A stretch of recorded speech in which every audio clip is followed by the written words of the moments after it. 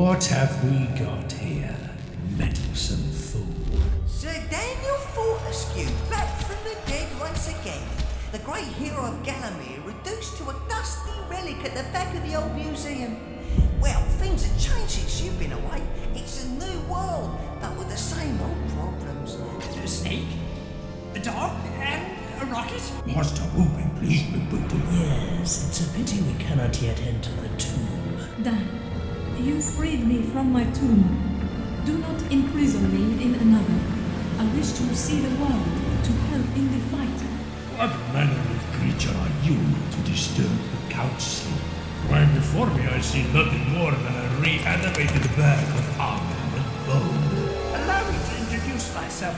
Professor Hamilton Kippen, magician, inventor, and master of the occult at your service. It appears that someone has got their hands on the legendary Xerox sparrow. Au contraire, Professor, it's very good. As once again I defeat the good guy and get the good. Time to break some bones, Don Man. If we can't stop them, they'll stop the whole city. Is it true the Great One-Eye has come to save us? You see, we were once a happy tribe, singing and dancing. That was until the Great Beast came and lured away all our women. Now the only song we sing is a sad one. We have lost the taste for battle and the will to live.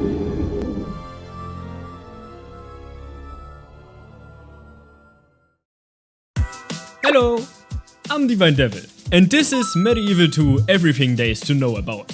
Some of you might have already seen part 1, but if you haven't, this is what you can expect from this video.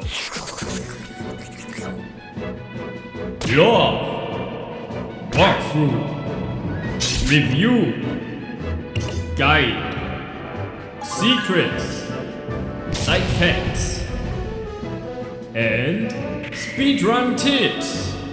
Unfortunately, Josh didn't dump his trash opinion on this game yet, so there's no fool to dismantle this time.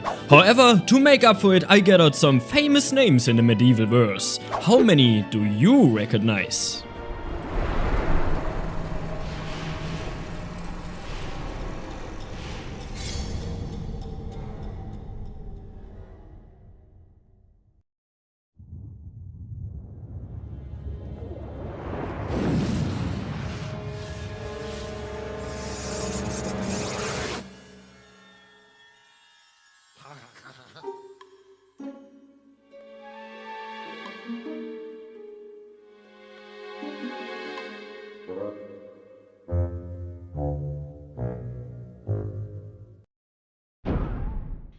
After 500 years of silence, we are awakened once again. Not in our crypt in Gallowmere Cemetery, but as a museum display in the Victorian era of London. This right here is Winston Chapel Mount, a cheery young ghost with large eyes, but he also has a very annoying voice. And if you see my spectral trail, stand in the light and press action to summon me. Ah yes, this is us, Sir Daniel Fortescue. Former hero of Gallowmere, same outfit, but this time with a few more polygons. But in case you never played the first game or somehow forgot about it, this book is here to help your brain back on track. The legendary knight Sir Daniel Fortescue, born around 1250, died 1286 at the Battle of Gallowmere. Legend has it that after defeating the evil sorcerer Zarok at the Battle of Gallowmere, he rose from the dead a century later to destroy Zarok once and for all. It is said that in times of great need he will return again to free the land from evil. But we can't free any land without any weapon, so we take a look inside the next room where we find our trusty small sword. It still works exactly how it did in the first game, with the regular and the charged spin attack. And a good thing it does, because just down the hall is a small crowd of zombies. Don't lose your limbs over their new design, because they already do. Yep, if you chop and slash them with your sword, they'll get dismembered. A game mechanic Fallout 4 shamelessly stole 15 years later. Anyway, we take the museum key, which we will need just a moment later. But first, we have to go through pesky new enemies called the Green Knights, or Armored Knights, which can be quite strong this early on. My recommendation is to just keep running around them and frantically wave your sword in the air like you just don't care until they're dead. Moving up the stairs you can find a gun? Except it's British. A bottle of water. The pistol is pretty straightforward. It has 200 shots in total and you can buy 50 bullets for 30 gold coins. Plus, you hold it like a badass. In the next room you can choose between going left or right. To the latter is cash and health flasks, and to the left is the well-known copper shield. But the walkway loops around anyway, so it doesn't matter. Place the museum key in the keyhole and behind the door you'll learn that Dan can now turn into a spider.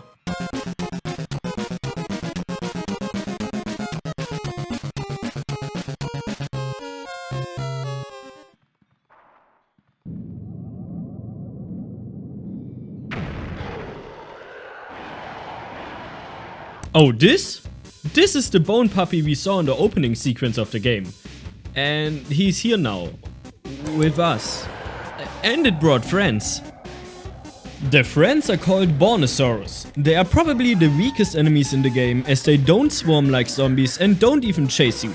They have 2 attacks. One is a loving nibble and one is a death ray beam.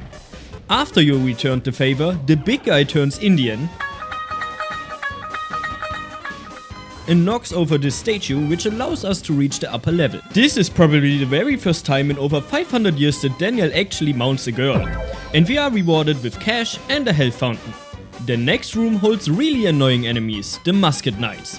Those are pretty much this game's version of the boiler guards, and can only be found in the museum level. Don't get too close because they hit really fast, and don't stand still because they will shoot. My recommendation is the pistol. And this is the point where we learn about the Spiff, this game's equivalent to the Gargoyle Merchant. Slay some more Bornosaurus and head down the stairs where we will find a cannon, because of course there's a cannon conveniently aimed at the block doorway placed down here. To the left is a garden area and to the right a display room. After taking the left we'll see some corpses throwing a pool party, but it appears they threw their chalice of booze in said pool and now we have to clean up. Oh, and there's also a cannonball in this corner over here. Later in the display room is another musket knight and 2 green knights inside a display box. Be careful, as a stray bullet from the musket knight might set them free. Anyway, we came here for the torch. Load the cannon with the ball, transfer fire to the torch and shoot the cannon. Modern problems afford modern solutions. Also at this point you should have collected enough souls to go get the chalice. We can now enter the myths and legends section of the museum. And besides 2 more musket knights we can find a very weird statue of a kraken, which doesn't look like a kraken at all, and a familiar face, Zarok. Who, if you in any case don't know who that is, watch my first video. Anyway, the book in front of the kraken reads: The great kraken that could smash a boat between its fearsome jaws. Some still suppose that the deepest seas still hold creatures like this great beast. Fisherman Phil McCaven caught this example off the coast of Bognor Regis in 774. And the book to Zarok reads: Despite assuming many monstrous forms, the evil sorcerer Zarok was reputedly a coward. Legend has it that the great knight Sir Daniel Fortescue vanquished this creature in 1386. Also, there's this weird, guy in the corner.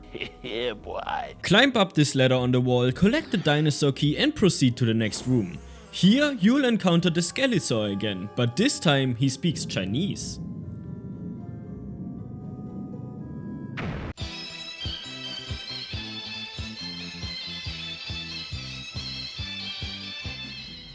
I see someone took his Duolingo lesson seriously. Unfortunately, his children soldiers still don't speak any language, so we have to teach them the only language they will understand: violence.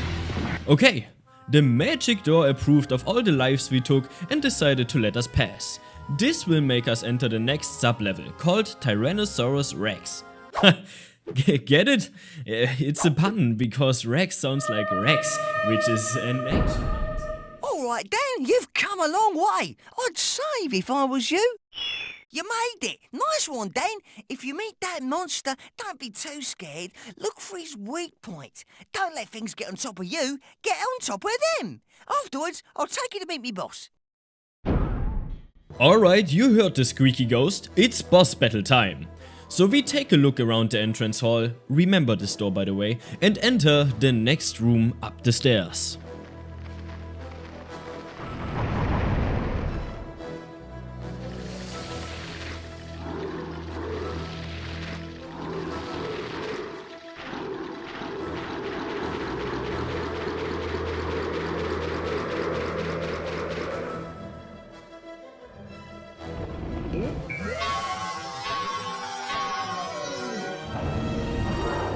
Okay, so what is there to say about the Tyrannosaurus Rex boss?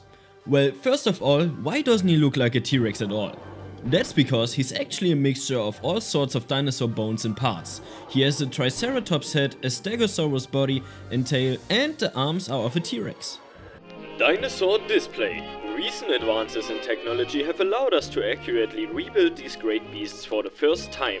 Many of these giant creatures stood as tall as a house. Their brains were small and weak and had to be protected by large bony bone plates. Yep, we just read a book in the middle of a boss fight. Only in MediEvil. Anyway, through this side room we can reach the upper level of the arena. From here it's pretty simple. Whenever the Rex pokes up his head, go somewhere else, because he will breathe fire. He doesn't do much else. Down in the ring, however, he also charges at you, which will make debris fall from the ceiling on impact.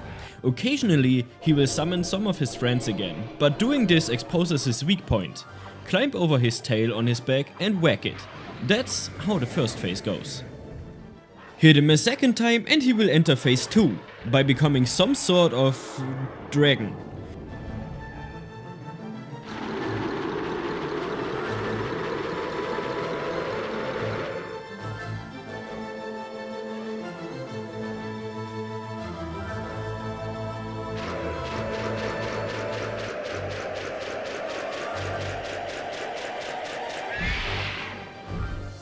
He will now sweep through the holes in the ceiling and breathe fire on you. Avoiding his flames is however just as easy as in the first phase. Damaging him goes the same way as before, but this time he forgot he's a ton heavy bone dino and just flaps in the air like a hummingbird. This is your cue to pull the gun on him to shatter his beliefs.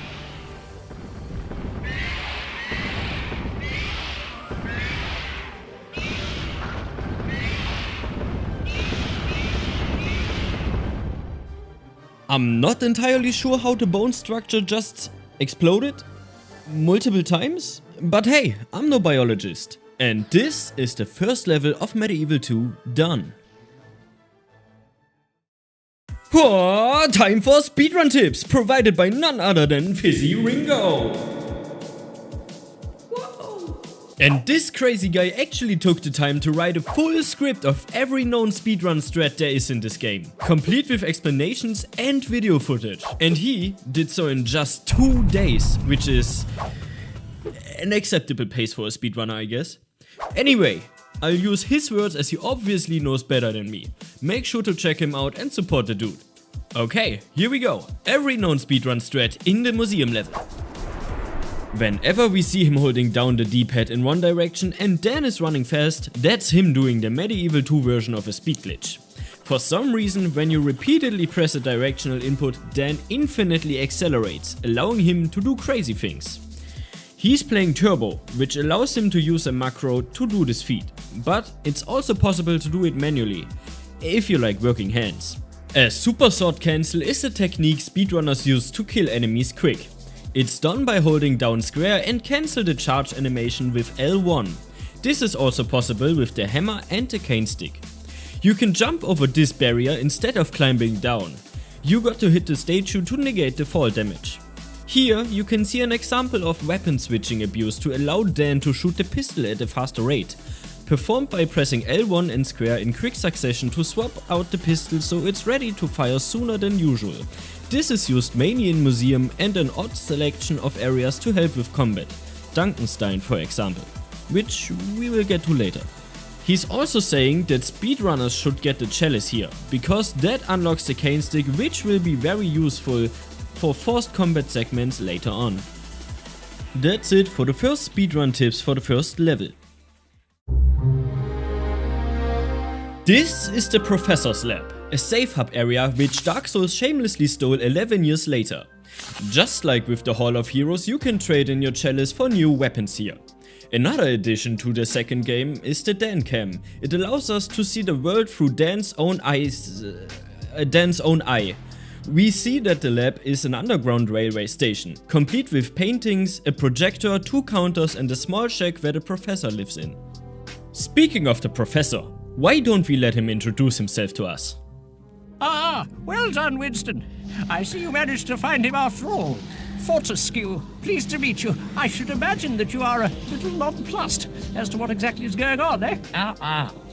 Well, allow me to introduce myself.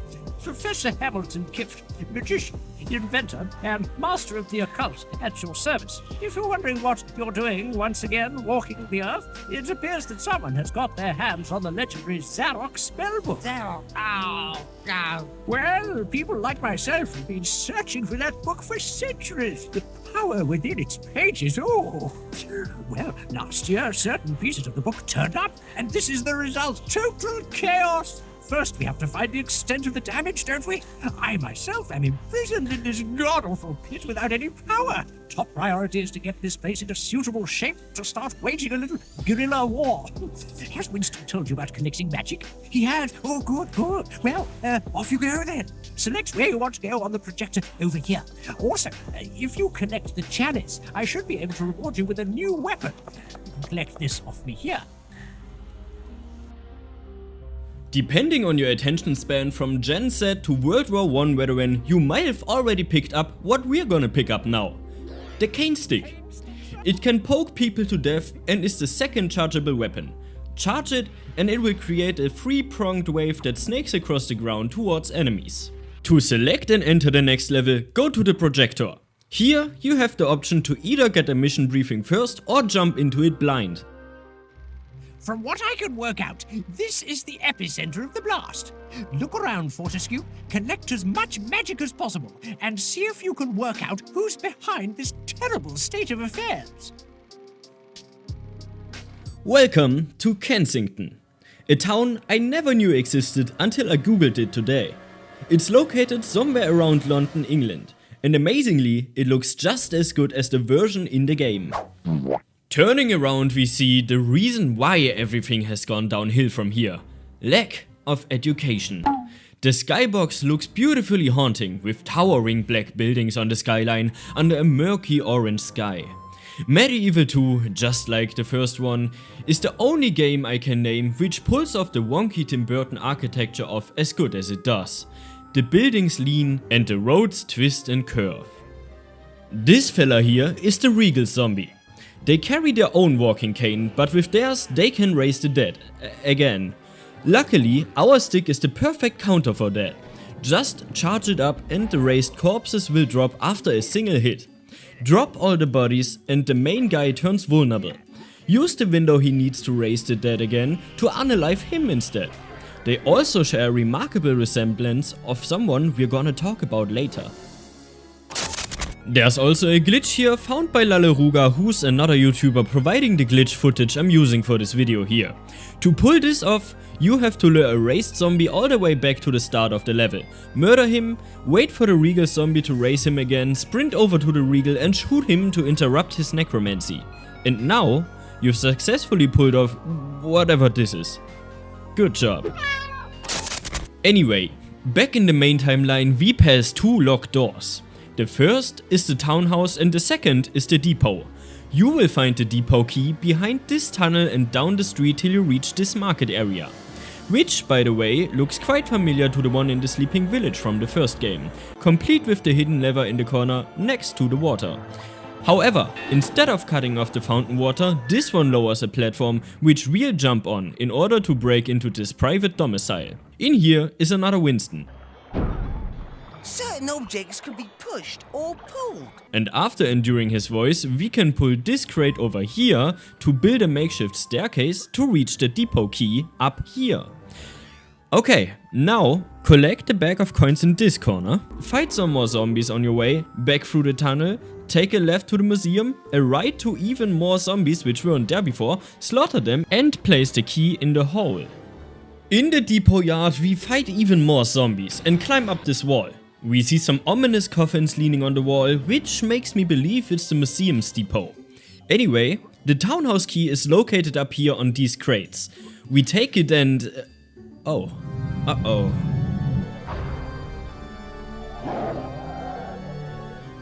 These are the skeletal mummies. They attack by rapidly jumping at you and clawing, but they can also fire 4 beams in each cardinal direction. During this attack they become invincible, so you can't hit them while it's happening. However, you can simply pull out your gun and take the high ground.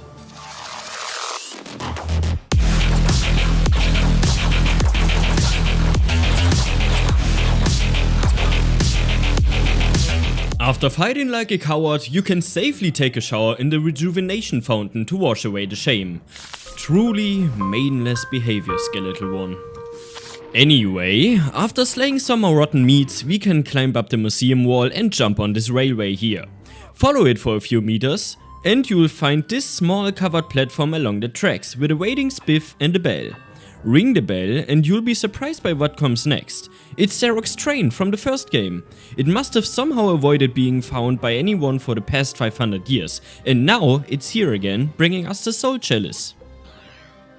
Further down the railway you can find another copper shield. Jump down, cut the corner and you'll end up at the townhouse, which we now have the key for.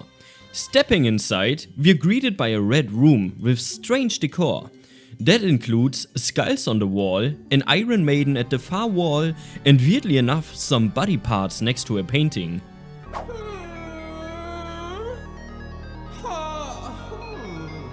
Coming up the stairs we find a room which should somehow seem familiar. It's Lord Palefon's room. We saw it in the opening scene of the game. This is further confirmed by the watch we find behind these crates, which we'll later find out also belong to him. With the watch collected and our mission to find the place where the magic was casted from fulfilled, it's time to exit the level. The exit is located at the rooftop of the museum. So we climb up its wall once more and... oh! What's that? Better hide!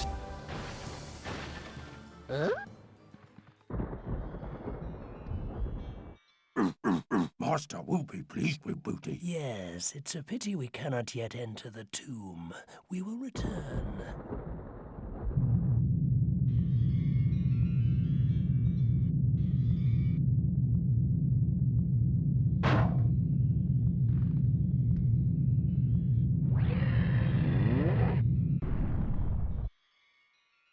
These are Manda and Dogman. Together with their boss Lord Palefon, they form our main antagonist squad. Manda, by the way, is short for Salamander, Dogman is long for Dog, and Lord Palefon is exactly as long as Lord Palefon.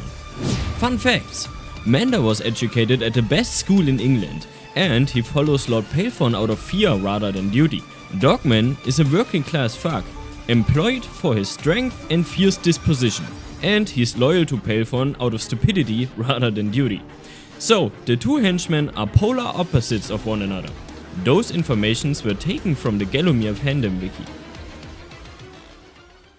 Don't ask me where they got this rocket ship from, but now that they're gone, we can enter the next sub-level. Kensington Town, the Tomb Raider.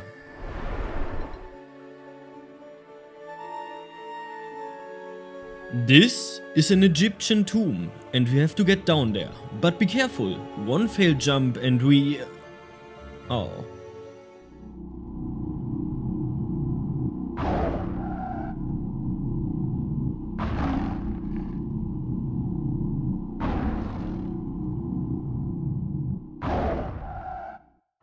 Great, more skeletal mummies. But fortunately, I found another easy way to deal with them. Turns out they can only stay on their level, so just elevate yourself onto this step and bully them. Once all of them are unalived, we can enter the tomb.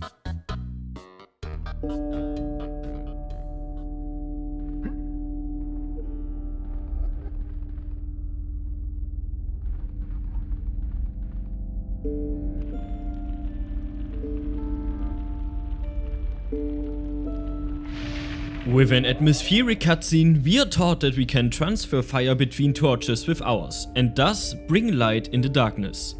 And just look how good it works. That's dynamic lighting as early as in the year 2000, folks. Something Minecraft still can't handle today. To say it with the words of Todd Howard, This just works. I'm not kidding.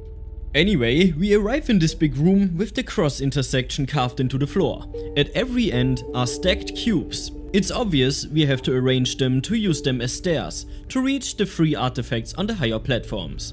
The Scroll of Sekhmet, the Tablet of Horus and Belle Delphine's bathwater. In the next room we need to divide them among the corresponding statues.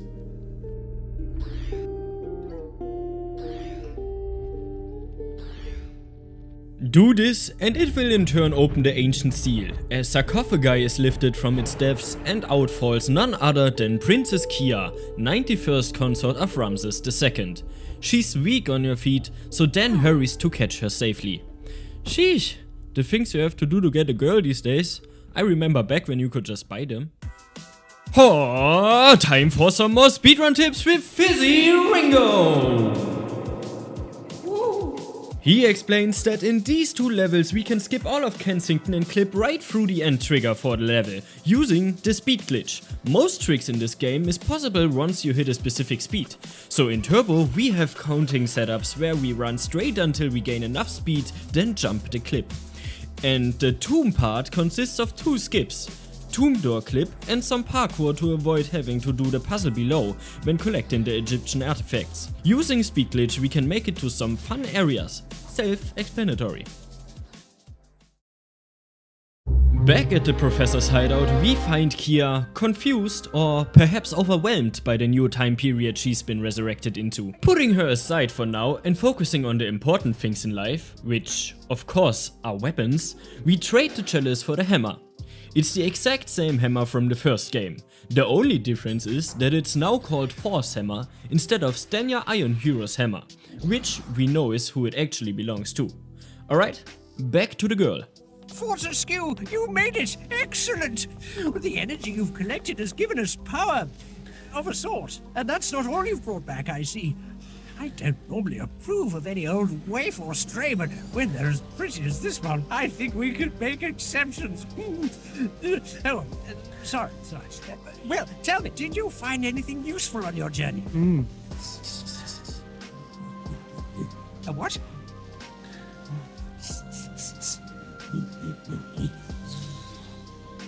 A snake?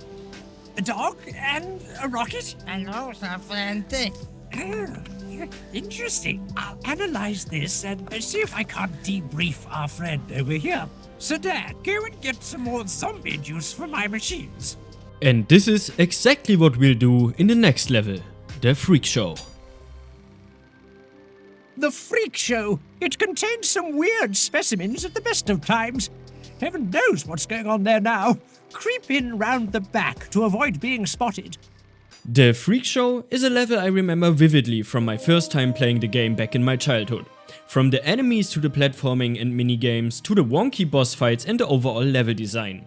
But none of it left quite as strong as an impression on me as the rotating colorful tunnel. I can't explain why really, but it's genuinely a core memory for me.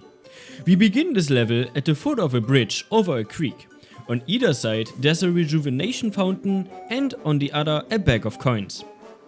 Talking to Winston reveals that the imps have gone completely mad without the Ringmaster and are now trying to build an elephant robo army. Our mission is it to stop that from happening. Crossing the first bridge, we run into the bearded ladies. An interesting enemy choice. The wiki even lists them as also being known as fat bearded women. An easy way to deal with them is by using the hammer we just received. Dispose of them, then dare to jump to your left. There's a small platform with a treasure chest, and one jump further, another life bottle and a gold pouch. Continue through the tunnel, collect more gold, kill some imps and you'll arrive over here. Just around this wagon is more gold, but be careful, because this is a trap. Sprint into this area and we'll encounter the magician. They don't attack directly, but instead summon a ghost dragon, during which they are also invincible. Kite the dragon until it disappears, then show the magician your own magic trick. Abracadabra, your head is now flat like a... I don't know, it's just flat now. The next area contains this hammer whack game thingy. Hit it with the charged hammer and you'll be rewarded with gold coins. Just a few steps further is a small house whose door opens as we pass. Enter and you'll be greeted by Whack an Imp, MediEvil 2's first minigame. In the first wave you'll have to whack 8 imps, in the second round 10 and in the third 12, all in a little over a minute. Your reward is chicken drumsticks, which work exactly like the ones from the first game. Continuing our quest outside, we come across this big door with contraptions in front of it, which require 2 elephant keys to open. This is also where I'd like to introduce a detail counter, because this game is packed with hidden details that clearly had a lot of love and thought put into them. One such example of this are these posters. The Vampire Girl. It's pretty uninteresting right now, isn't it?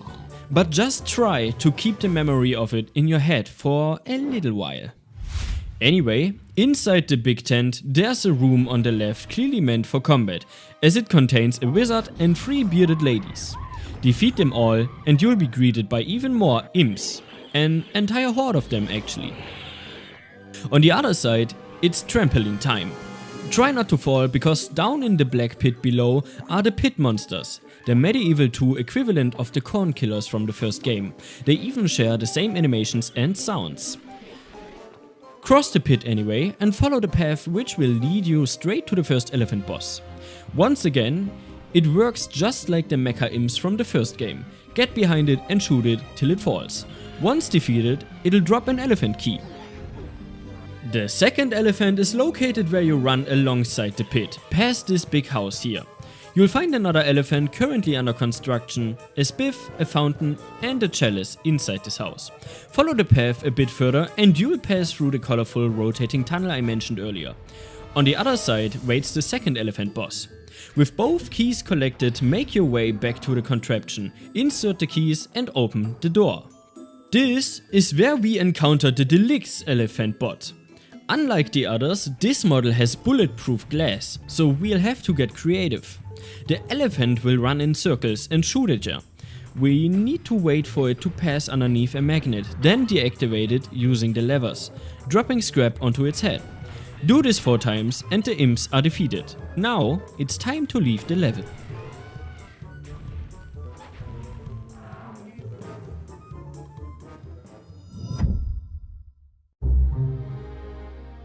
Back at the Firelink Shrine, we trade the chalice for a crossbow, which again is just another weapon from the first game. It can shoot pretty fast and its bolt ricochet off the walls.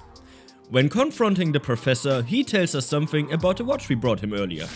Dan, you're back! Fantastic! Loads to tell you. I've analyzed the watch you found, and I think I know who is behind this madness. Who? The name of our enemy is Lord Palethorn. He tried to gain respectability by joining the Magician's Circle, but they expelled him after he began to experiment with black magic. Frightful, frightful man.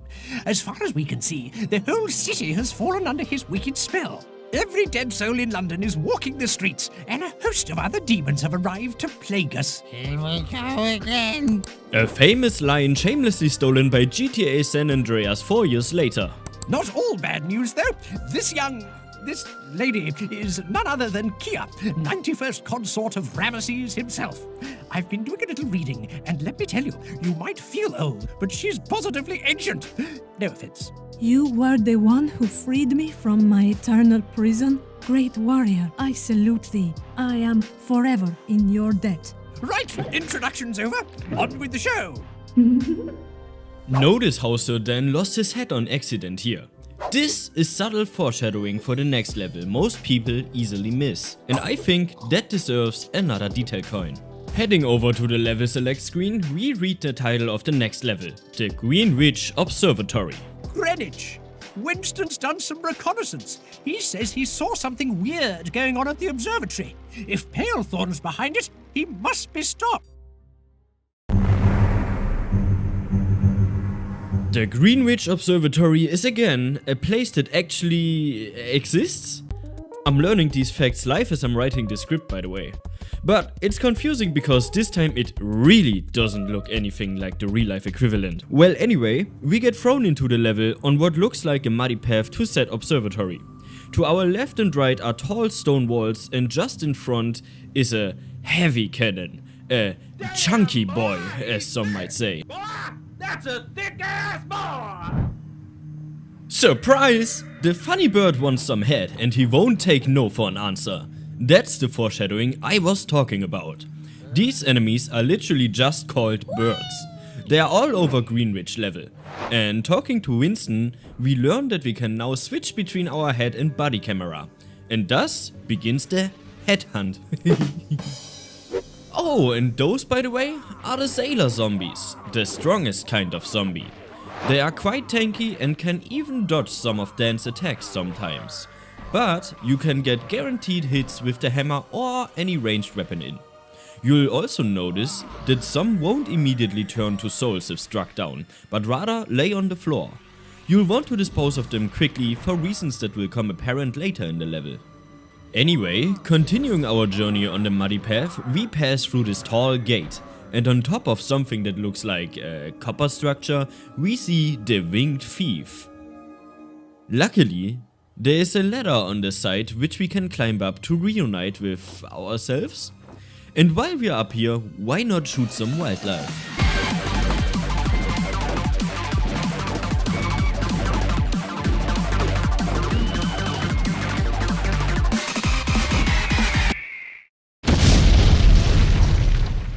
There's also a fountain and 2 gold sacks to the right and an explosion to the left to make things easier. Next up, it's time to visit the docks, an area with buildings tightly packed together and some more sailor zombies, another bird and some new enemy, the Octomators.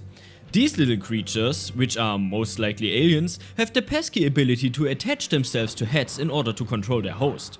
By doing that, they are making them stronger and more annoying.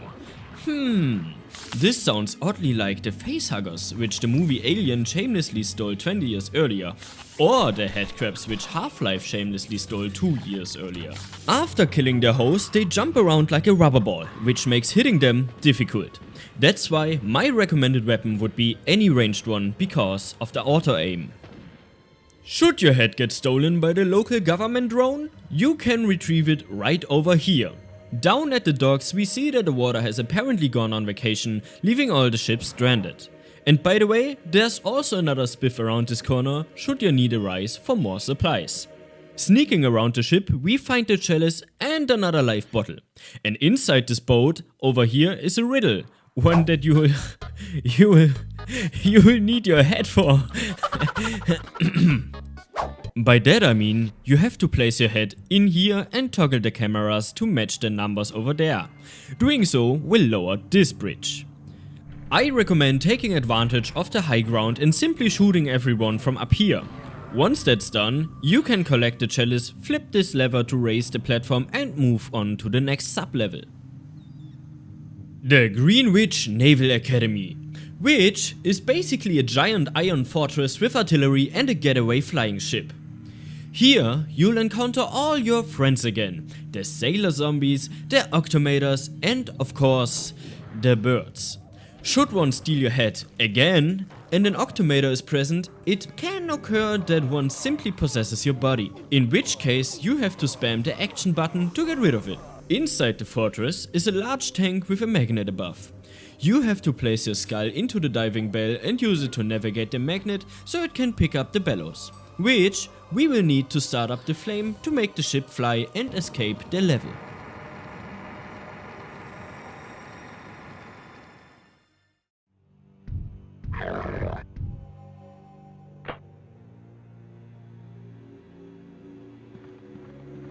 Manda, is it ready? Yes, Master. At the press of a button, the Great Scope will find all the pages of the spellbook. Good. Start the machine. Start the machine. Yes, soon it will all be mine. What the devil? No! What have we got here? Meddlesome fool. Do you know what you've ruined? Amanda, deal with this wretch. Time to break some bones, Dogman. Bones. Shut up. Oh no! What happened here? Sir Daniel crashed into some kind of spellbook pages locating device Lord Palethorn was building, and now we have to deal with his thugs. One of them is big and strong with heavy attacks, and the other is fast and agile. A boss battle Dark Souls shamelessly stole 11 years later. Anyway, we outgoon the goons, refuse to finish them off or elaborate any further, and leave. Time for speedrun tips with Fizzy Ringo! And it's been a while since we did this, so we have a lot to go through, so buckle up!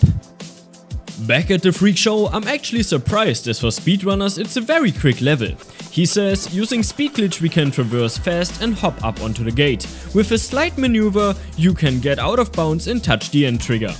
However, there's also a backup should this maneuver fail. You'll have to speed glitch into this corner for around 3 seconds, then turn to your left to clip out.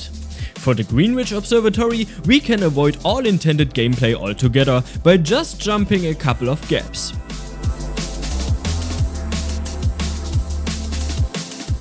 As for the Manda and Dogman fight, we use a technique called Super Cane. We are basically cancelling the square charge animation with either an X or L1 input. Also, we aim to kill Manda first cause he's a pain to kill second. And that's it for the speedrun tips with Fizzy Ringo. Back at the Professor's lab. Did I jump scare you there? Wait for my everything there is to know about Five Nights at Freddy's video, which will never come out because of the insane amount of lore. Was that the bite of 87? Well, whatever. For this chalice, we received the X, which again is just an X from the first game again. But it feels like it does more damage now. But you heard enough of me talking now. Let's switch things up and pass the mic to Hamilton Kift. Fortescue, well done, my friend. You thwarted Palethorn. Winston tells me about his fiendish scheme, and it's our first piece of good news. If he hasn't got all the pages of the spellbook, then he hasn't got full control of the undead. If we can get to them before he does, then we just might stand a chance of defeating him. Sorry, no time for chat. If you're ready, let's get this show on the road. But before we get the show on the road, we can take a look at the professor's research regarding Kia, since he's displaying it openly over here now. Lifestyle of the Pharaohs, Chapter 10, Courtship and Consorts. Although viewed as gods and goddesses, a pharaoh's life was often a short and arduous affair. Many, such as Ramesses II, would take a number of mistresses as well as a wife. Keeping all of the women happy could prove such an arduous task that many were driven to an early grave. A royal mistress could be plucked from any level of Egyptian society. If a slave girl caught a pharaoh's eye, she could quickly be elevated to a royal court. This was a fate not without complications, however. Due to the pharaoh's intense interest in mummification, many on their deathbeds took their mistresses with them to ease their existence in the afterlife. Many examples of consort tombs exist, the greatest of which has been rebuilt brick by brick in the Great Museum.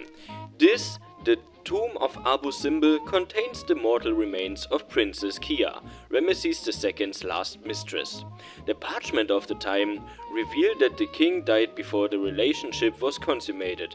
One can only imagine her feelings, as the joy at being plucked from abject poverty was replaced by the misery of playing nursemaid to a randy 80-year-old, and how the joy of his death must have been replaced with the misery of following him to the grave. Now that we've taken a peek into the life of a librarian, it's time to return to a much simpler task, being a hero. Our next destination, Kew Gardens. Winston has traced Palethorn. He's somewhere within Kew. Who knows what you'll encounter when you're there?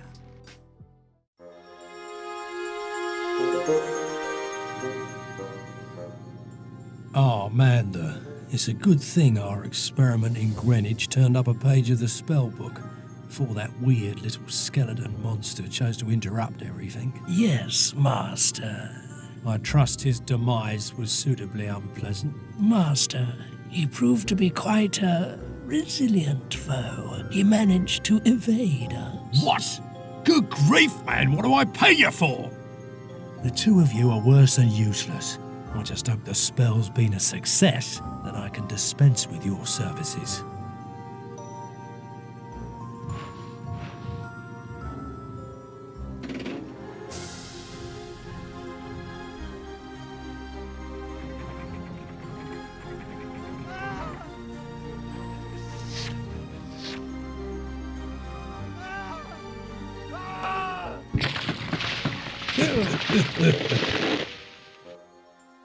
Kew Gardens feels like a haunting fairy tale.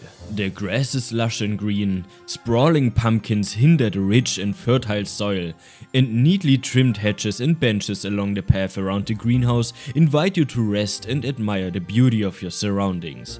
However, the greenhouse itself looks a little ambitious.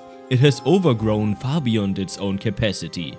The windows look like they haven't been cleaned in ages, and if that wasn't bad enough already, someone has turned off the watering system, leaving the plants hungry and angry.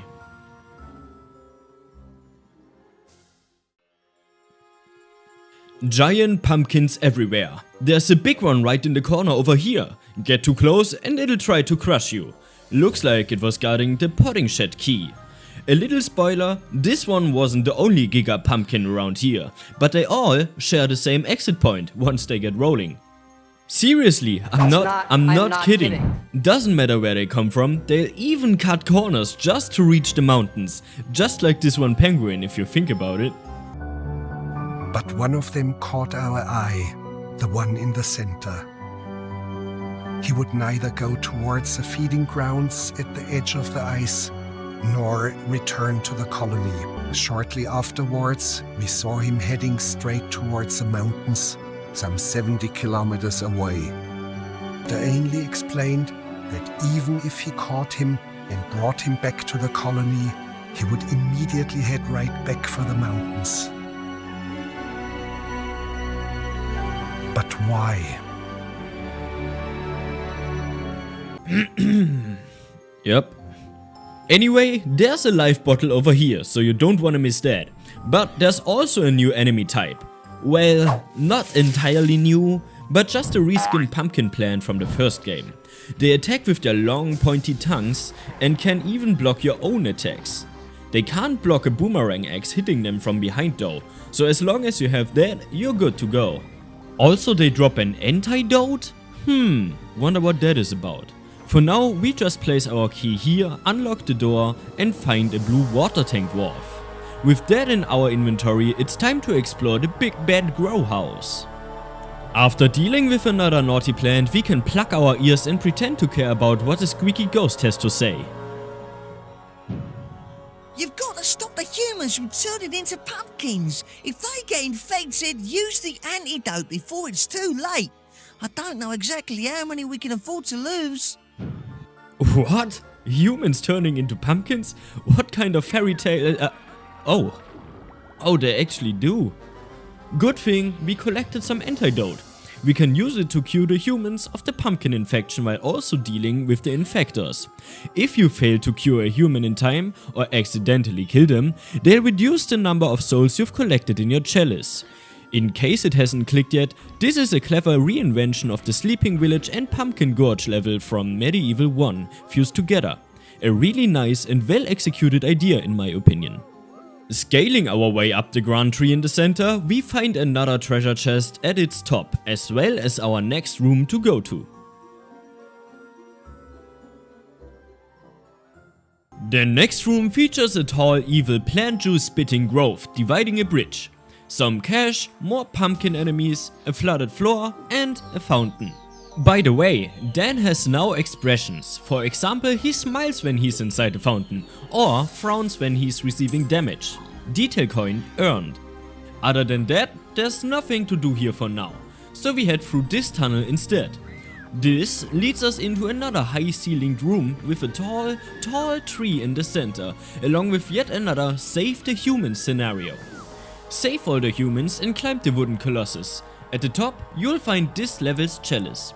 To continue, we head back outside where a small jump and run section across the scaffolding awaits us, leading up to the greenhouse roof. But be careful, there's another mischievously placed chunky pumpkin waiting for you.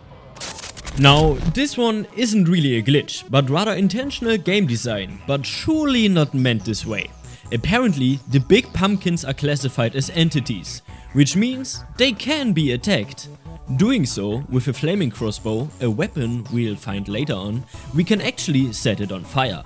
Now, we've roasted the rolling monster, and yes, of course he's still going for the same exit point as the others did. But why? Behind the big boy, there's another spiff, and finally a pipe that could really use our valve. Attaching and turning it activates the sprinklers in the first room, calming the plants and causing them to open up. Returning there, we can use the plants as platforms to reach a higher level, where the pond room valve is located. In the appropriately named pond room, we attached a new valve here, watering the nearby plants and allowing us to pick up the third and final valve of the hothouse. The hothouse is located across the bridge that was previously blocked by a plant, but is now passable. Inside, it's time to save some more humans. Once that is done, place the final valve and turn on the water. This opens the path to the end of the level. Before leaving, make sure to grab another life bottle from the side room in the hothouse. At the exit, however, one final test of strength awaits. You'll need to fend off a few more waves of pumpkins until one last big one clears the path. And this finally marks the time for us to take the exit.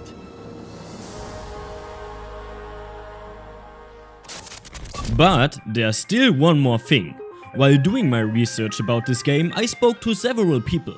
One of them was Noobkiller Roof, who mentioned a glitch that can supposedly be performed in this level.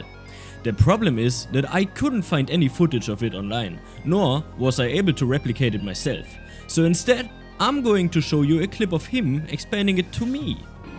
Oh yeah, here's a fun fact. You know in Kew Gardens, did you know there's actually a secret warp that takes you back to the start of the level? It's hidden out of bounds to the right of the exit. And if you are able to glitch your way out of there with a speed glitch, you can go to that corner. There's like a little puddle of water and maybe a pipe. If you go over there, it teleports you back to the start of the level. Quite an interesting thing, and maybe there's more to it. Maybe there's like some sort of reason why that's there. I don't know. I don't understand what that's there for. Back at the professor's lab.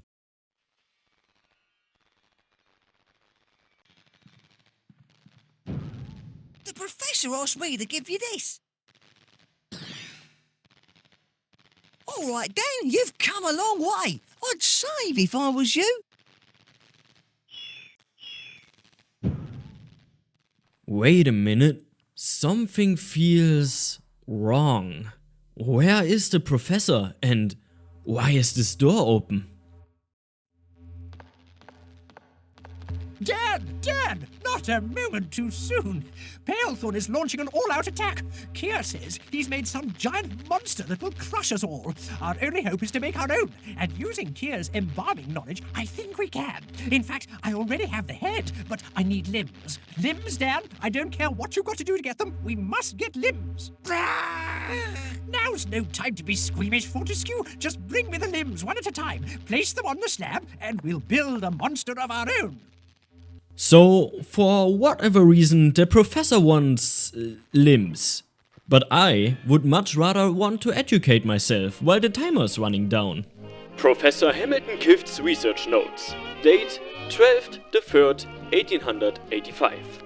My experiments have been a partial success. So far I have managed to reanimate a number of body parts. Unfortunately, they tend to mutate into ghastly creatures that are quite beyond my control. I am forced to release them to forever roam, searching for food in the bowels of the London Underground. I am afraid to say that at this point, my research has reached a dead end. Date 23rd the 5th of 1886. Since her arrival, Kia has been helping with my experiments. Her knowledge of Egyptian embalming techniques has led me to believe that great progress can be made. Whilst Fortescue is out saving the world, I have been making the final touches to a machine that I am convinced will be able to create a fully formed human specimen. And thus begins the prequel to the most controversial level of the game. This level is called Dunkenstein, and the professor already did most of my job when it comes to explaining it. But screw him, I'm doing it anyway. So, we're building our own monster to fight Lord Palefon's creation in a one-on-one boxing match. To do that, we need body parts. Unfortunately, those body parts have mutated and gained a life of their own. It's up to us to put an end to them now, for the sake of a greater existence. You might have picked up on the bombs Winston gave us a minute ago. Those are absolutely useless. Well, except for this level. You can't really aim where you throw them, so it's up to luck. And they take some time to explode, so you have to count in your head to time it right. A workaround or alternative to this method is just holding it in your hand until it goes boom and tank the damage. A method suicide bombers shamelessly... let's not go there.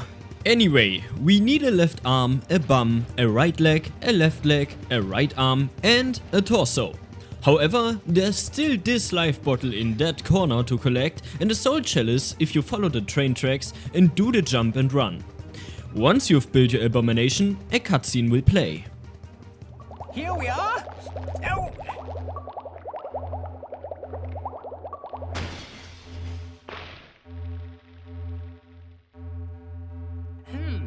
We're doomed. Unless...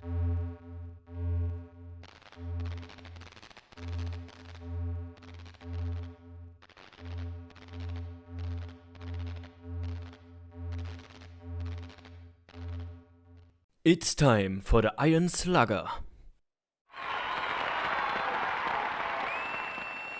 Ladies and gentlemen, welcome to Fight Night.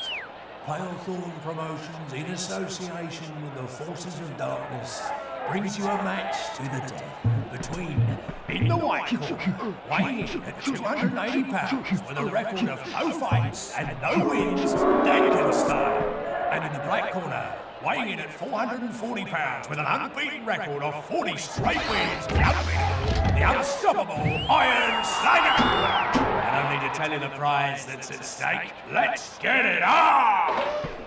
Okay, I want a good clean fight, and the first one to get a knockout is the winner.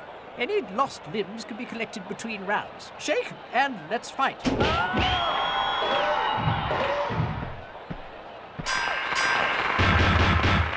So this is Lord Palefon's champion. Wait a minute, haven't we seen him before?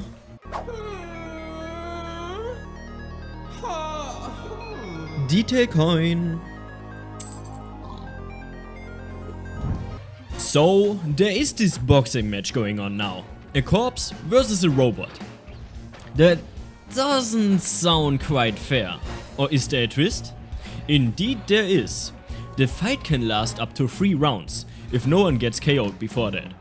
Each round is 45 seconds long, but during the breaks, we actually have another 20 seconds to collect any limbs we lost during the fight, using our actual body.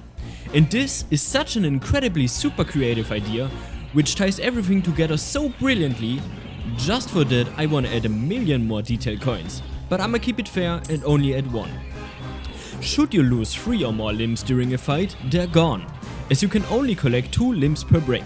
There are 2 losing conditions. The first is getting KO'd and the second is failing to win within the 3 rounds. Losing will result in this cutscene. Oh, dearie me, this isn't very good at all, is it?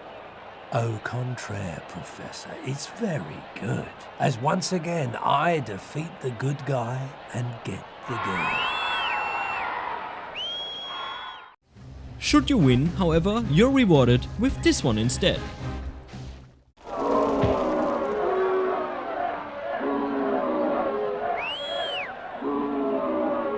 Curse you! Curse you all! You think you've won? I'll have my day, and when I do, I'll... Hey, you wanna know what time it is? It's speedrun time with Fizzy Ringo! Woo. This time we're going through the Kew Gardens, Dunkenstein and the Iron Slugger. About the Q garden, he says, there's a massive shortcut here, avoiding a lot of running. We do lose a free health bottle though, performed by holding forward for speed glitch. As we get close, we turn the camera as well as adjust our angle on the D-pad to maintain our speed glitch. Then you jump and land up in the doorway. After a bunch of big jumps and skips, we get to the last clip. First we jump up on the top of this area, using speed glitch as always. Once on top, we have to then speed glitch into the exit door and balance on it. This is very prone to slipping off. We need to build acceleration for at least 7 to 10 seconds and then jump. Here's the guide to Dankenstein. He says, this level sucks. Basically, just full RNG on enemy spawns and placements.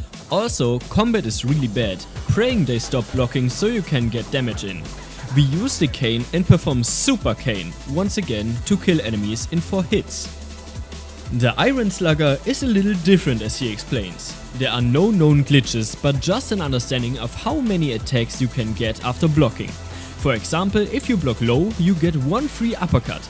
You can also get another one in if timed well and avoid hit stun. Block high, you get 3 uppercuts. Same as low, you can get another one in if you are good enough. Iron Slugger also has a string of unblockable moves he likes to use, so looking out for that for free damage is very important.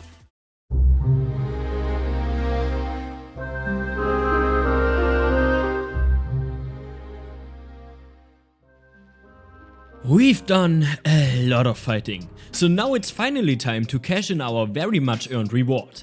This time we get the broadsword. And by this time I'm a little tired to say it over and over again, but it's just the exact same broadsword from the first game, complete with the magic charge gimmick you can buy from the spiff. Well, we won that round quite literally, didn't we? But we're not out of the woods just yet. In fact, at this very moment, I'm picking up 2 areas of extreme psychic disturbance. One in Whitechapel, the other, it's like nothing I've ever seen. It's a pity you can't be in 2 places at once, Dan. Professor, let me go. No, it's too dangerous. Well, if she's careful and comes back at the first sign of trouble... Wait.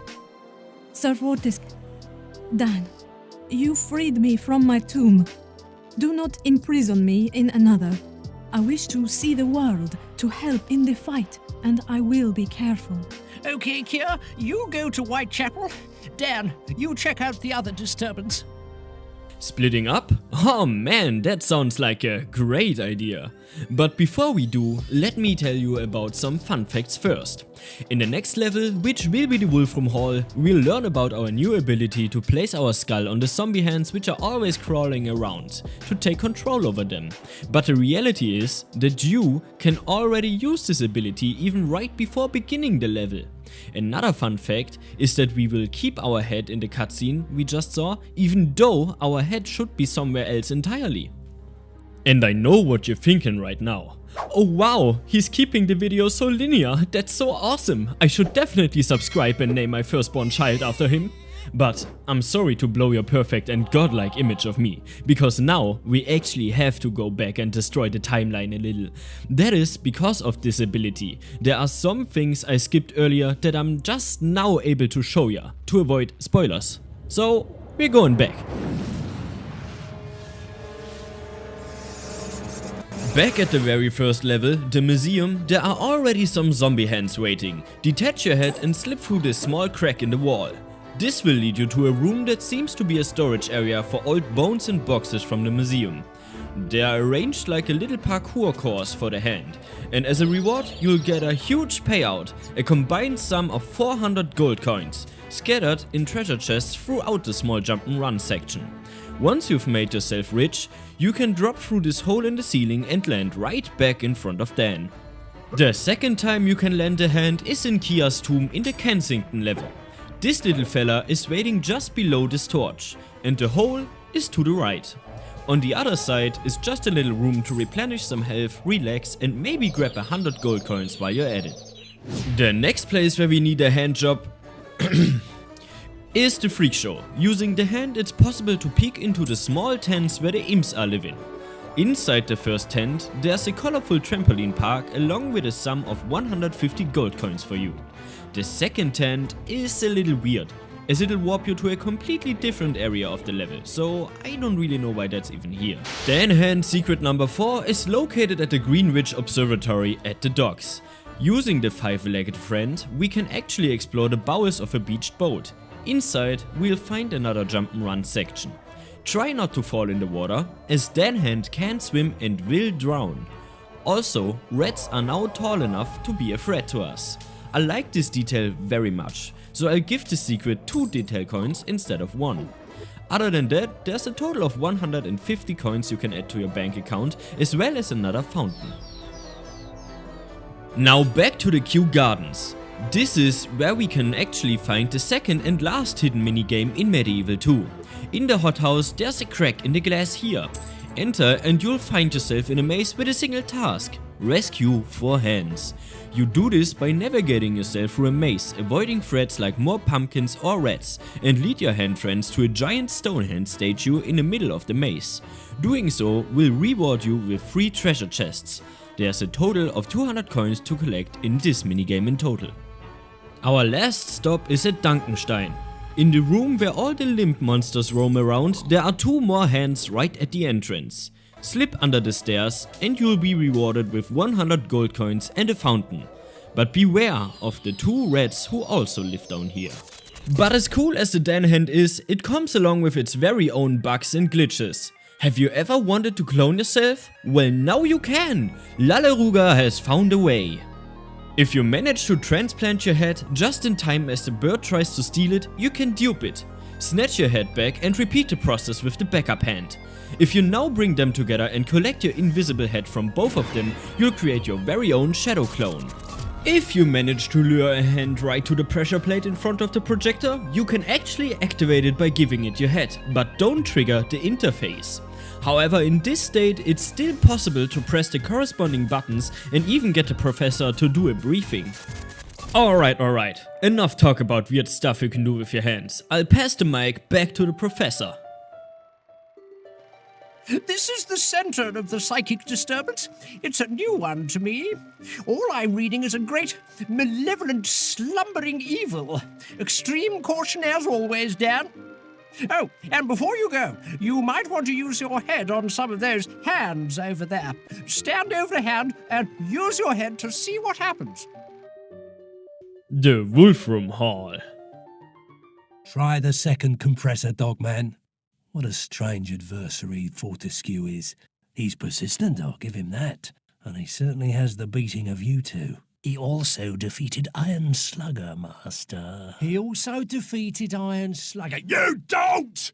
I've had enough of you slimy, whiny, get it! No matter.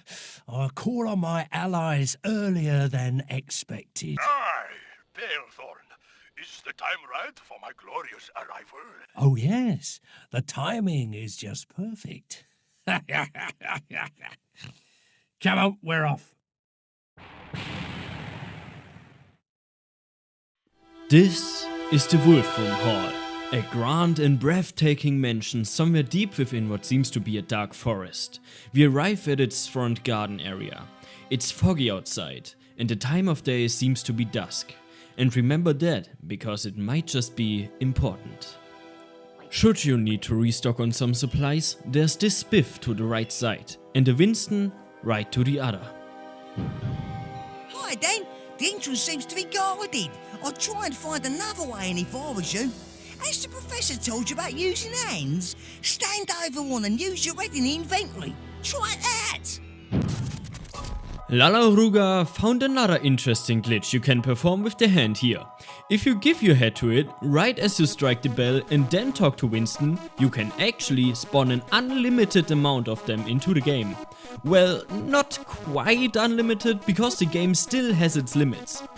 Also, be careful with this glitch, as you'll become softlocked after the Winston dialogue ends. Anyway, we continue our way into the Wolfram Hall. As the gentle skeleton that we are, it's only polite to ring the bell first. Oh, hello there. I was wondering if... okay, that was rude. Time to find another way inside. That's right, it's time for another hand job! I really gotta find another way to say this. Well, we use the hand for a home invasion. In here, we find the Renfield. And I think it's pretty funny how the wiki describes them, so I'm just gonna copy paste it here. These disgusting, bloated, flatulent oafs guard them during their daily slumber. As caretakers of the hall, they'll toss Dan Hand out the window if he is discovered. Although they might not look like it, they can actually put up a good fight. Fortunately, they are no match for your sword. In here as the Dan Hand, we only have one objective: get the entrance key. Fortunately, it's just laying on the table next door. Now go return to the previous room, call the service lift and let it carry us upstairs. And here it is. The insane foreshadowing. Remember the wallpaper back at the freak show? Yeah, that's actually her, the vampire girl. And at this point it should have clicked. This isn't just some normal old mansion. This is a vampire residence. Fun fact, that's also why the Renfields are called Renfields. They're named after the henchman character from the gothic horror novel Dracula. Anyway, we are now in the entrance hall. Dan's body is just beyond these doors. On the table to the right is the chalice located, and all around are more green knights waiting for intruders. Avoid another vampire girl, do some parkour and jump out the window to safety. Now reunite with Dan's body and place the key in the lock. Thanks to the hand peeking, we already know it's time to throw it down against 5 green knights simultaneously. Notice how the souls are actually drawn to the chalice when it's nearby instead of just swirling into the air. That's another detail point well earned. Once the room is cleared, we can smash through this blockage behind which lays the main hallway of the Grand Mansion. Scattered around, the place is infested with vampires. They're immune to all weapons. You'll have to find another way of killing them. I'll explore the top floors while you deal with this one. You heard him. They're unkillable with any weapon. So we have to find another way. Unkillable doesn't mean unstunnable though, because you can still very much do that. Sneaking around the hall, a treasure chest and a life bottle later, we find one door that is actually open. Step inside and you're greeted with coffins. Removing the boards from the window reveals their dark secret: vampires.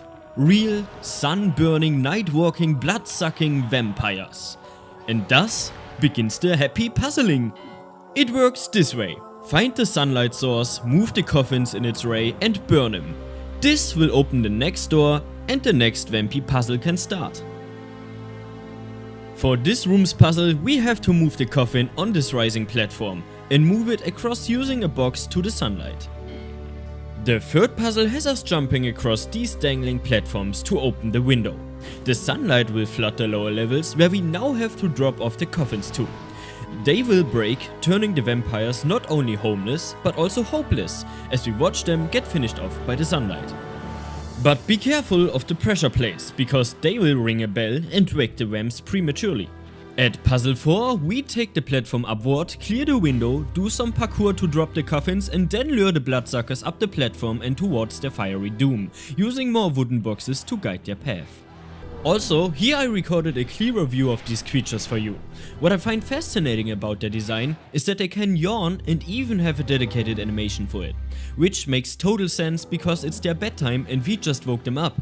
Again, it's these small details that really make something dead feel so much more alive. By now you should have already collected enough souls to go get a chalice before even beginning puzzle number 5. Puzzle number 5 is the last puzzle we have to solve in this level. There are 3 more coffins on this chessboard patterned floor. However, some of these squares are pressure plates that will ring the bell and wake the Nightwalkers again. So how do you know which squares to avoid? Easy, there's a side room that tells you just right away. Continuing up the walkway in the tower, we find the window that needs to be opened. Now comes the tricky part. Head back down into the circle with the oversized bats and flick the lever a few times to raise the chandelier. It will catch the sunlight and scatter it around the room, burning the night owls.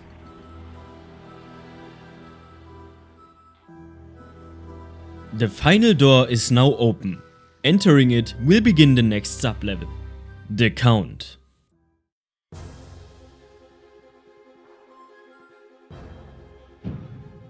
all right, Dan, you've come a long way. I'd save if I was you. Whatever's through this door is a lot worse than the stuff you've already encountered. Use your wits, not just your weapons. Reflect on what I've said. Through the next door is something that looks suspiciously like an arena. On the back wall on a small stage stands a way more ominous coffin than we've seen before.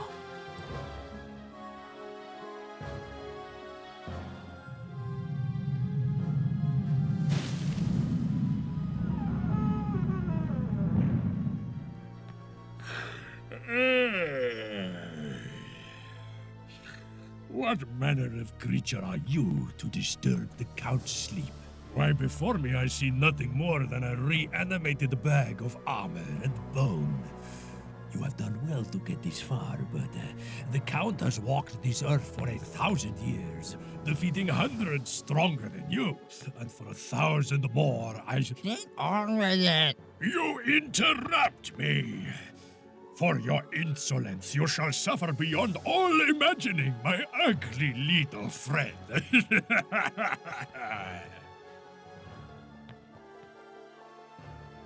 The Count has the highest amount of HP of any boss in the game. He has 4 attacks he can use. The first is shooting energy blasts, the second is summoning giant flaming and exploding bats, the third is a dash and claw attack, and the fourth is something that looks like he's throwing firecrackers around.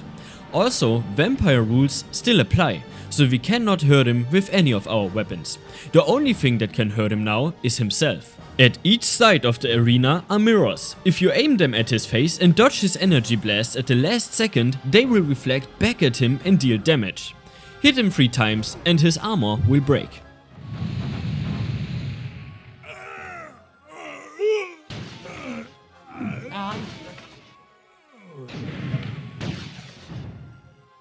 You have fought well, my bony friend, but all resistance is futile. You cannot defeat the Count. This is the Count's second phase. Looks like he learned from his mistakes and doesn't shoot energy blasts anymore. But now the windows are unblocked and the mirrors are ready to reflect. Point all of them towards the chandelier at the ceiling and it will illuminate the room and defeat the Count.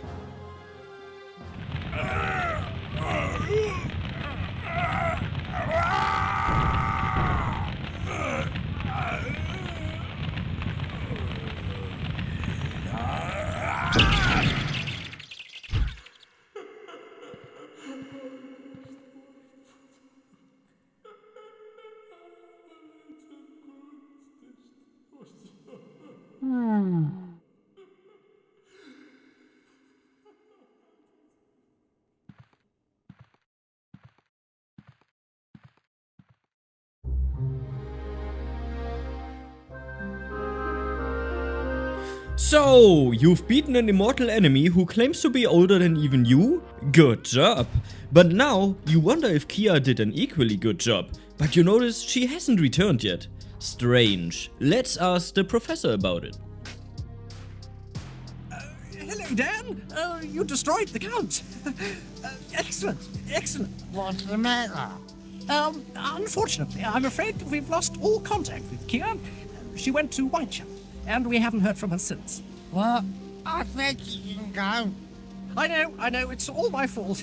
If anything's happened to her, I'll never forgive myself, and I don't think you'll ever forgive me, will you? We should probably go after Palethorn, but why don't you go and see if you can find her?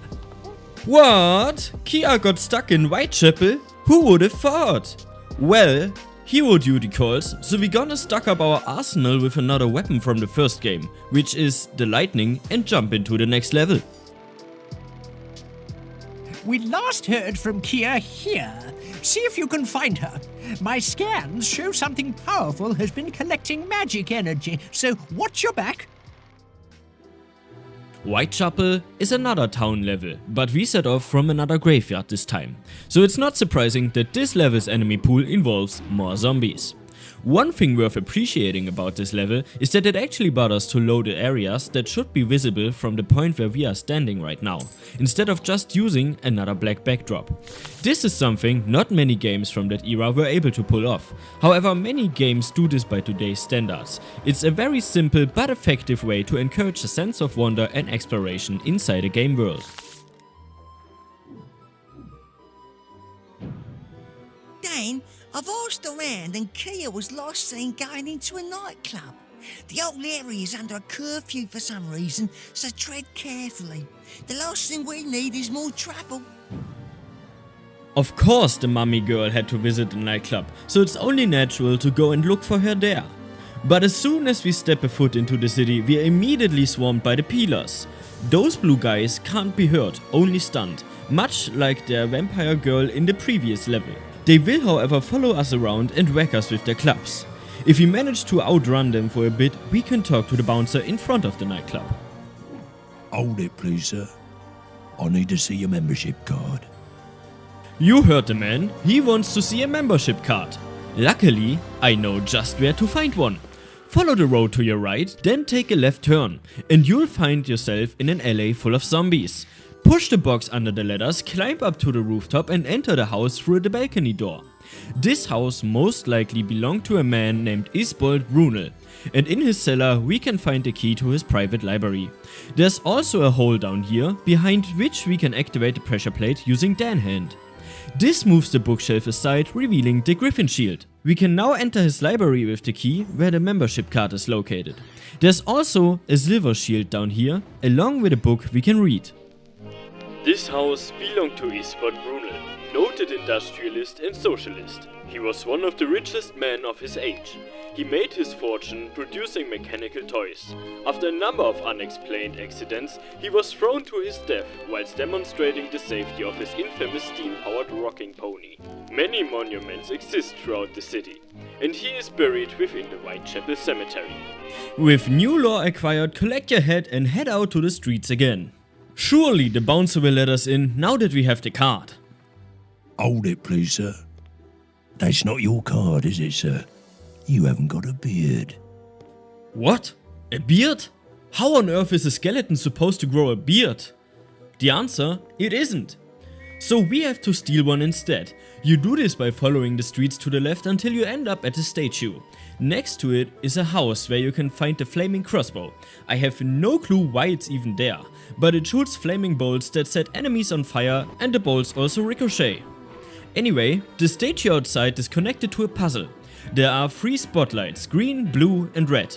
You have to combine them to shine a white light on the statue of Isbold. This will unveil the unicorn shield.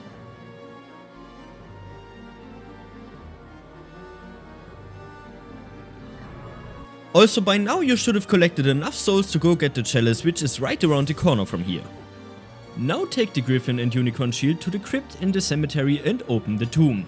Pro tip, charge up your lightning for this. Once you place a foot on the ground, a horde of zombies will spawn. Release your lightning and one-shot all of them. Doing this will actually wake up Isbold Brunel himself. Remember the regal zombies? He's the lookalike I was hinting at earlier. Another charged lightning attack and he's gone for good. Anyway, in his grave he left his beard, which is kinda weird, but we're going to take it anyway. Surely, now we can enter the nightclub, right? Hold it, please, sir. You can't come in here dressed like that. We've got standards. Standards? Standards? Who would turn down a noble knight for standards? Clearly wearing armor is the highest of standards, and a great costume for raves, by the way. But okay, I guess he's making the rules. Around the corner we find a small safe house with nothing more than a fountain and another spiff. Past it though is another store we'll have to visit. By the way, there's a poster on the wall here that supposedly shows Sherlock Holmes and John Watson. Inside the house we find the dresser. Step inside and... Whoa! We've got drip! There's also a spider on Dan's collar now, which I believe is a reference to either Jack Skellington or the mayor from the Nightmare Before Christmas movie. But now it's time to confront the bouncer again and hope for the best. Good evening. In you go, sir. Finally, we're allowed inside the nightclub. You can actually still do the level even though you don't have your head. So like you've left the Dan Hand head and all that somewhere else. And theoretically, yeah, you don't have a head, so how can you be wearing the hat and the beard? But you can still go into the club. He'll still let you in, even though you don't have the disguise. If you get what I'm saying. So this is the nightclub. It actually looks kinda cozy. But we're not here to relax. We're here for Kia. Maybe this madam could help. Good stranger. You look for the Egyptian one. She was here. I told her what's been happening, but the Ripper, he's been working through all my girls. I think she's gone to find him. I tried to stop her, but she's a headstrong girl. If she means anything to you, you better find her before it's too late. Quick, hurry to the clock tower. But before you go, fortify yourself with this.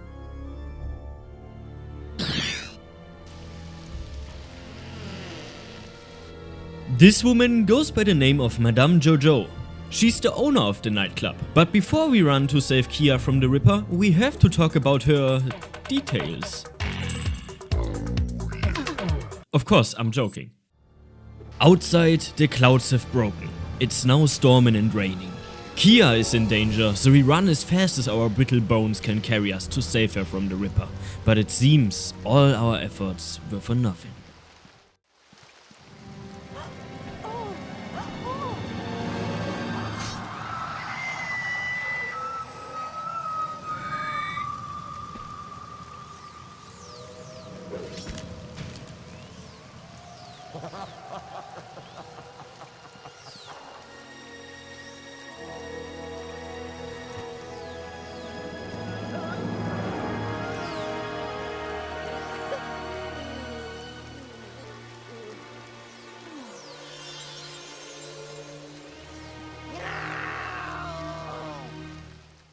Oopsie doodle, Kia is now a dead noodle.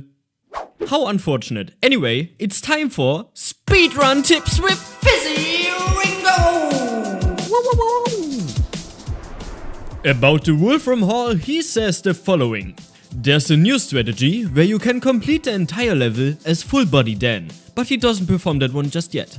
Instead, he uses the strategy where he completes the entire level as Dan Hand. We position Dan Hand in this corner and perform the speed glitch until the screen starts to shake. Then we count to 9 seconds. And then we jump, which gives us enough height to reach areas Dan Hand normally shouldn't be able to access. This skips a lot of vampire slaying. Position yourself at this specific angle, speed glitch, jump and hold left to clip into the door. After that, we switch back to Dan once the door closes in the next room. For some reason, this causes the exit door to already be open. Next up, we discuss the count. We are doing a skip to avoid one phase from the count entirely. It requires us to pay attention to the correct mirror.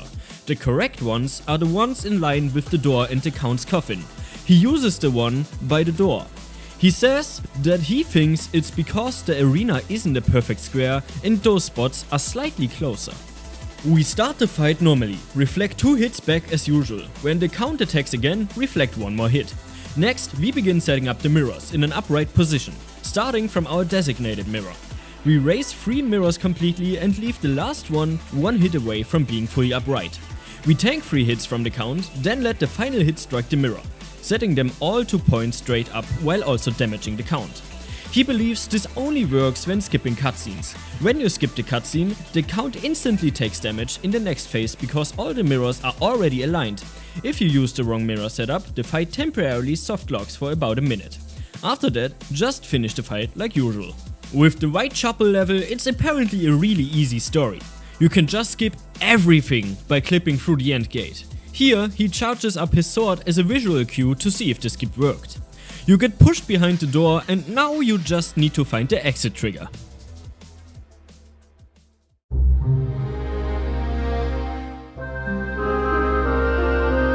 Back at his lab, we now have the duty to spill the terrible news about the mummy girl to the professor.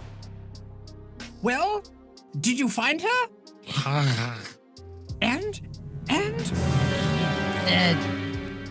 Oh no, she's dead and it's all my fault. I'll never be able to forgive myself. Anyway, I'm picking up some bizarre signals from the cathedral. We must investigate.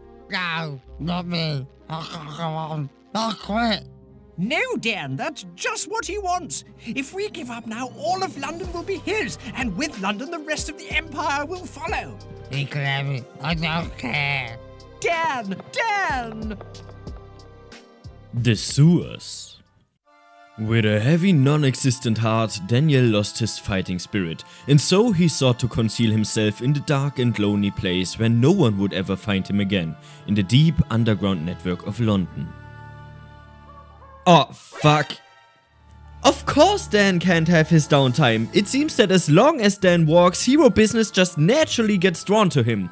And this is how we find the Murlocs, which are also a reference to the Morlocks from the 1960s movie The Time Machine. But now they're here and they need our help again.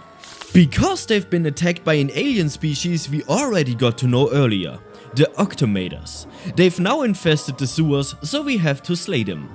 Once we've removed the pests from the kettle, the Murlocs will open up the path for us to meet their king at their underground settlement. But why is there a statue of us on their leader's roof? One theory suggests that these guys might be the reincarnations of the soul soldiers from the first game.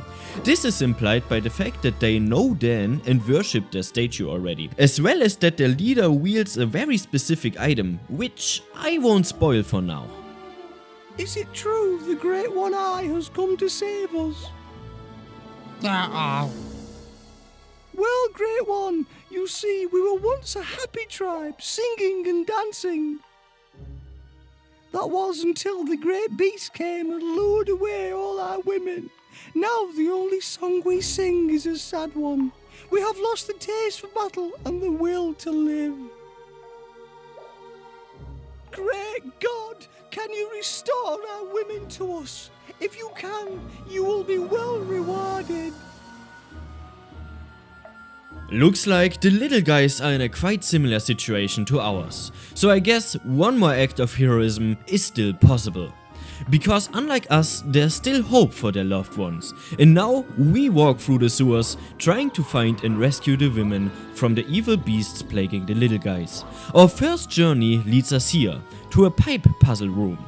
With the help of Dan Hand, we can navigate through the system, with Dan Buddy at the controls to puzzle a path forward. Once we've solved the puzzle, we navigate through some bigger pipes once more, until we are halted by Winston the Ghost yet again, who apparently made an interesting discovery. Oh, I've been looking for you. It may be time to see what the Spiv's got for you. You might find it extremely interesting.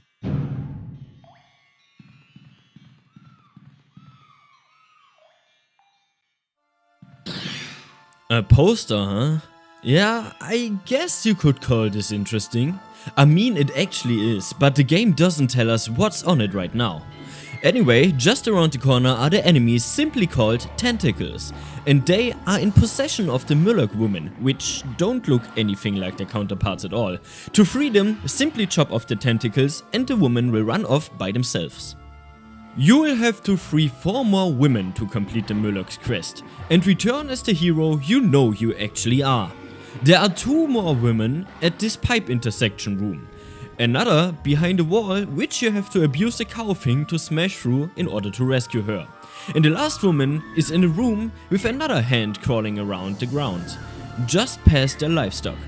Once you've freed her, you can use the hand to collect the chalice which is located just behind this hole over here. Now return to the Murloc King to receive your reward.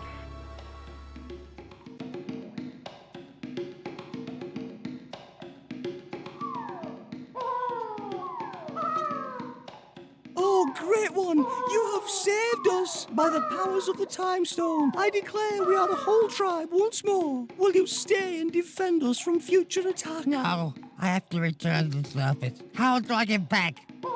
Very well. I will return you to the water's edge, where transport will be waiting. Here, take your reward. Their women are worth just 2 gold chests? Alright. Ring the bell and let yourself get carried over by this Murloc on his raft to the surface. So now we've returned to his lab once more, but he's not behind his counter like always. We discover that the door to his shack is open and give him a little visit and confront him about the poster we've picked up. Damn! I had almost given up hope. We still have a little time left to defeat Palethorn. If he gets the last pages of the spellbook, then... Professor, what's this? I don't know. Never seen it before. It's a poster of one of my earliest experiments. The time machine doesn't work, though. Complete waste of time. I'm sorry. No, we must focus on defeating Palethorn. I'm sorry about Kier, I really am, but it's too late to worry about her now. All right. I'm being economical with the truth. I knew it was Palethorn all along. We used to be friends. That was before the expedition of 78. Ever wondered how I got these hands? Well, it's all in my diary over there. With the machine, it's still at the museum. It's probably smashed, though. Anyway, I never could get it to do anything other than move through space. Like I said, waste of time. Oh. I mean, he basically invited us to read his diary, so don't mind if I do.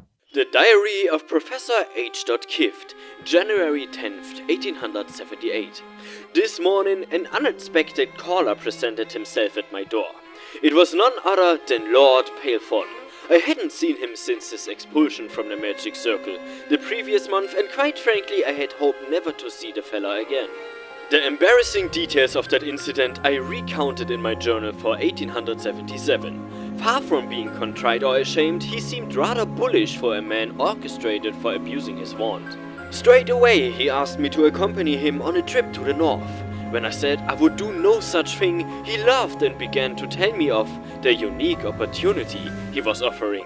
Very quickly he explained he had found the last resting place for a certain pages of the Xerox spellbook. He even had a map, and this was where I came in. He needed a translator, for despite his outward manner, I fear he is not possessed of too great an education. With my knowledge of ancient text, I was just the man for him. This astounding news confounded me. He left, giving me until dawn to reach a decision. January 11th. I have thought long and hard about his proposition, and although I am unsure of the man, the chance to find the legendary spellbook is too great an allure. I agreed to the proposal. We set forth a week today, traveling to the remote Hebrides. NB, remind cook to pack Ornben. January 17th. I find myself in the Bonnie Prince Charlie, a coastal inn some 80 miles west of Inverness. Tomorrow we set sails for the Hebrides. The weather forecast is bad, and as I look through my window across the sea, a great foreboding sees up upon me. As real as the storm clouds themselves, that at this very moment roll in from the east, blotting the stars from the sky. January 18th. We have set up camp for the night. It is a relief to be once again on dry land. The journey was bad, as if the ocean itself was trying to bar our progress. For a long while it was touch and go whether we would be drowned at sea or smashed upon the rocks themselves. If I weren't a man of science, I would have feared that something was trying to stop us from reaching our journey's end. Still, tomorrow we set out in search for the burial grounds shown on the map. January 20th. Now I have the map the right way up. The route is clear to me. We've reached the tomb to the northern point of the island at midday. Tomorrow we enter, not knowing whether the great prize in history awaits us on the other side of the stony door. March 31st, 1878. Having problems adjusting to my new mechanical hands while recording my story later. April 1st, 1878. Hands fully functional. It is indeed fitting that today is All Fool's Day, as I begin to recount the final stage of our ill-fated trip. My memories from the time are now thankfully vague, and I have difficult separate the real from the imaginings of a fever-racked brain. We entered the tomb and discovered the spellbook, I'm sure of that. Whoever sealed the book in this resting place must have meant for all eternity, for no sooner had Palethorn placed his hands upon it, the room began to collapse. The last thing I remember clearly is Palethorn pushing me aside as the great tomb door began to lower. I scrambled for the exit too late, the door sliding shut, trapping me in the darkness, my hands crushed beyond repair. The next 2 weeks are but a fever dream. How long I crawled in the darkness, of how I escaped, I do not know. I am reliably informed I was spotted at the water's edge by local fishermen and transported back to the Inverness to recover from my grievous injuries. Now safely back in London, I fear for the future. I can only wonder what Palethorn intends to do with the book. Only one thing is certain, when he does surface again, I will have my revenge. Signed, Professor Hamilton Kift. The Time Machine. The professor asked me to give you a weapons upgrade. Alright Dan, you've come a long way. I'd save if I was you.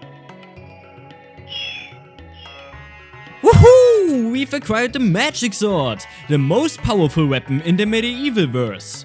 But did you remember this door in the corner I asked you to remember? Remember this door, by the way. It's now open, and this foreshadowing deserves another detail coin from me. Anyway, here we encounter the Shielded Armored Knights, a stronger version of the Green Knights. In general, this level is a full puzzle level, where we retrieve lost bits and pieces to get the time machine back up and running. Kift's amazing confabulating chrono chair. The chrono chair prototype patented by Hamilton Kift is a revolutionary machine that enables a person to part the veils of time and visit either past or future.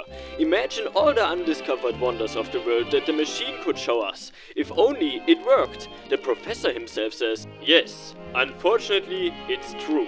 Everything I've sent through time has always returned, only somewhat runnier than when it left. So this is the time machine, or in his words the chrono chair, which is supposed to take us back in time to rescue Kia from the Ripper. It has 3 missing parts we have to restore. And the first one of which can be found at the Moon exhibit. Moon exhibit. By the year 1910, the Moon will become part of the Great Colonial Empire. Tourists will go on day trips where they will be able to visit the countless gift shops and tea rooms. The more intrepid will be able to go on safaris to hunt various vicious moon beasts that litter its cheesy surface. For a sneak preview, gaze in wonder at this accurate reconstruction of the lunar world. Here, you'll have to coordinate with your hand and body to summon small aliens, which are by the way called Martians, even though they are clearly living on the moon here. You'll have to animate the green ones to shoot at you and dodge their bullets just in time so it'll strike the rocket instead. For some reason, this will also murder them.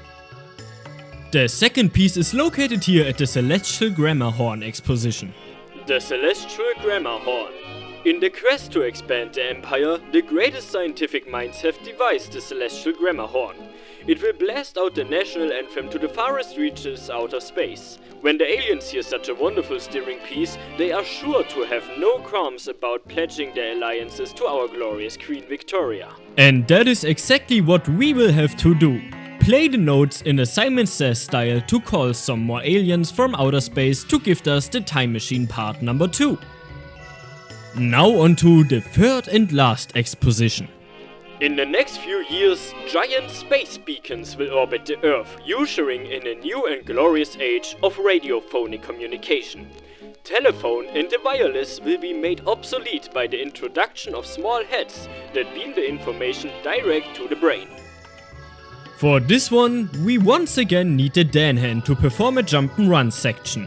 You'll have to jump on various moving satellites to gain the final piece on top of the planet Earth globe.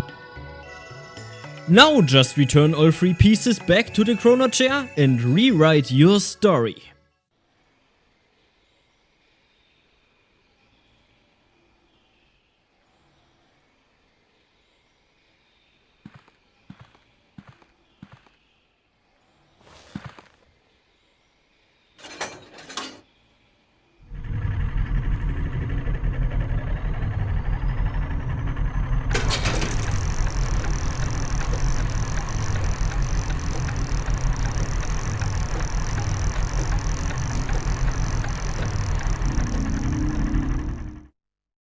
Time Machine Sewers.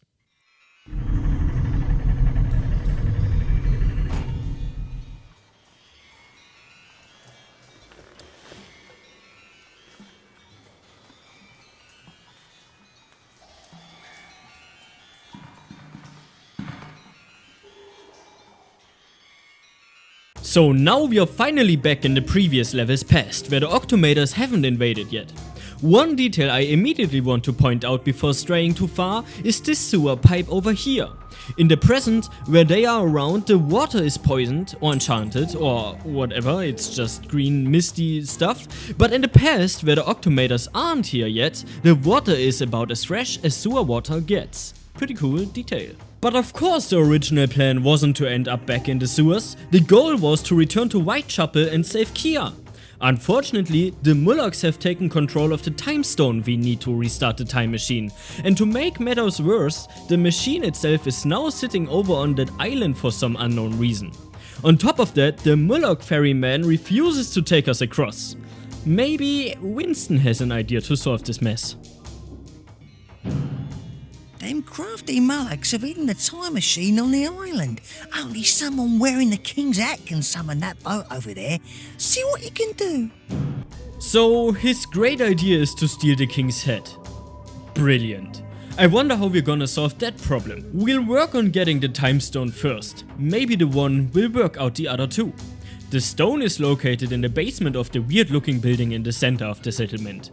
Taking it, however, comes with its own problems. The stone was a trap. We are now stuck in a cage of shame and we've lost the Mullock's favor. Luckily, the hands are still our best allies and one promptly comes to help us out. We place our head on it and take Dan Hand upstairs where a pressure plate is located that conveniently raises the cage again. Free again, we retrieve our head and wrestle with the now hostile Mullocks.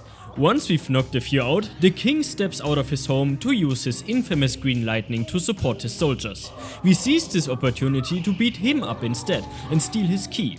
With it, we gain access to his private quarters and take a peek inside his dresser, where we receive the good lightning from the first game and drip once again. I mean the crown. With our new headwear, we can finally call over the ferryman Mullock, use the time machine and exit the level.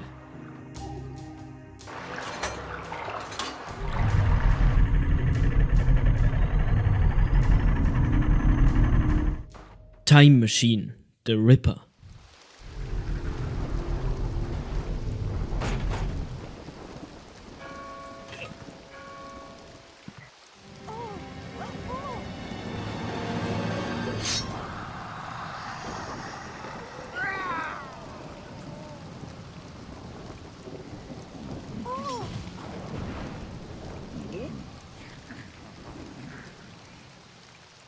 This is the Ripper.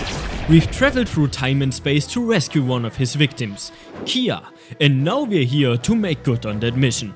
The Ripper has 4 main attacks. First, a daring dash, the same move we use. Second, a claw frenzy where he relentlessly chases you, trying to tear your brittle bones apart. Third, he somehow calls in an airstrike from the British military, because sure, why not? And finally, the I don't care about impact damage, I'm gonna dash face first into walls repeatedly attack. He's invulnerable during all of these attacks, but every so often he pauses to use Kira as a Slurpee and siphons her life force. And that's just your window to strike. You'll have to repeat this cycle a few times, but eventually you'll wear him down, finish the fight and trigger the next cutscene. Mercy, honourable knight, spare me.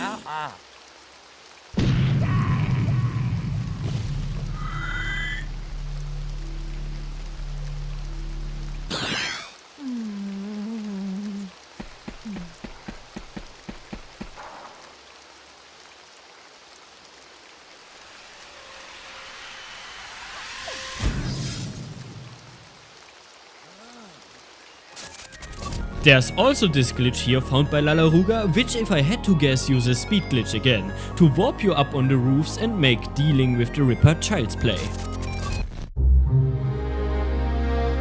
Finally we are back in the present, but instead of ending the universe, bringing the 2 Dan versions together, they just got a shiny new gold armor. Who would have thought? This armor is pretty neat, as it basically negates all damage and acts as an always active shield, as long as the outlining around your health bar is golden. In exchange for the chalice we received the Gatling gun. It's the final gun to our repertoire, shoots extremely fast and has an ammo capacity of 999 bullets. Oh, you found her then. Good, good. I knew she'd come to no harm.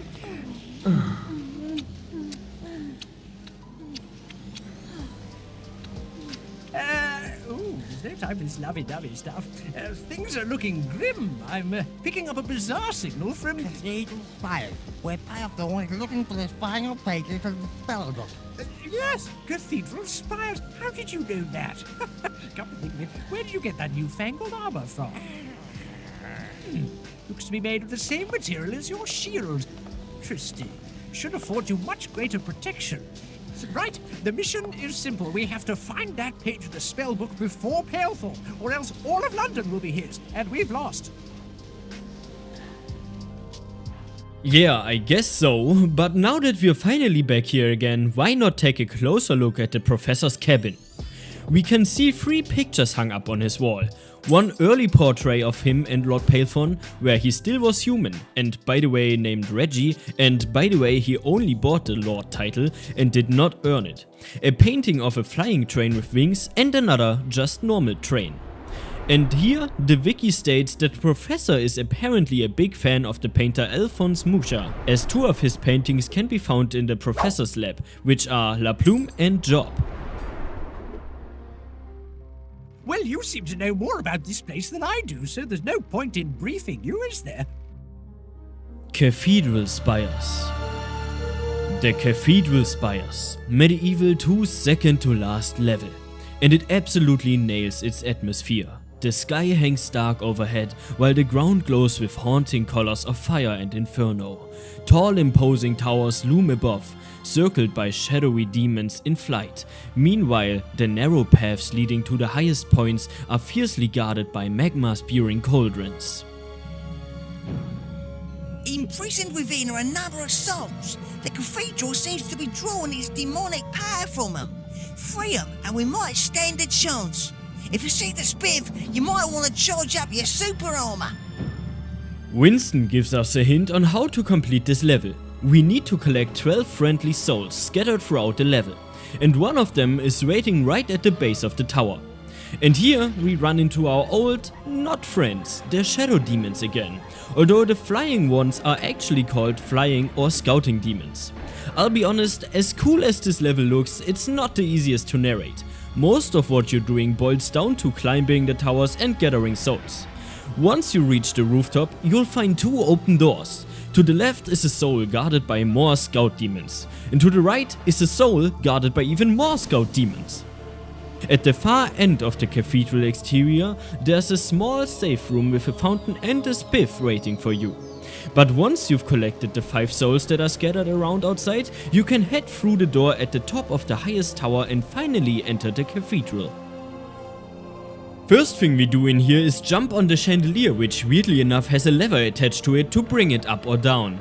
We take the weird ride a level down to rescue another soul and all the way to the bottom to brawl with some shielded knights. There is the 8th soul through this doorway, which is again guarded by demons, but not the scout ones like last time, but this time by something the wiki calls devil dogs. I guess they got tired by the good old shadow demons from the original game. A few steps further, we are greeted by yet another parkour section. Jump across the moving platforms, rescue a few souls and head through the door. Inside, you'll find another chandelier elevator, a spiff and a cock we'll need in just a moment. Next, we take our business to the lower levels, where more shield knights and devil dogs stand in our way. Fight your way through them, and once the dust settles, you'll find a zombie hand waiting nearby. Hand over your skull, then place the cock into the large gear mechanism. Using the nearby lever, we can rotate the adjacent room where Dan Hand is located, letting him continue his little solo adventure. Dan Hand ends up in yet another parkour section, where he discovers the golden cock. From there, jump onto the massive rotating gear to launch yourself back to Dan and reunite. Now, insert the golden cock into the mechanism and rotate the room enough times for Dan to safely cross. If everything was done correctly, you will soon encounter the bad soul. Luckily, by now you should have all 12 friendly souls, and they'll handle the fight for you. Once the bad soul is defeated, it drops a spell page from Zarok's spellbook. Of course, nothing ever ends quietly. The cathedral begins to collapse, giving you a 1-minute countdown to escape, or be buried with it.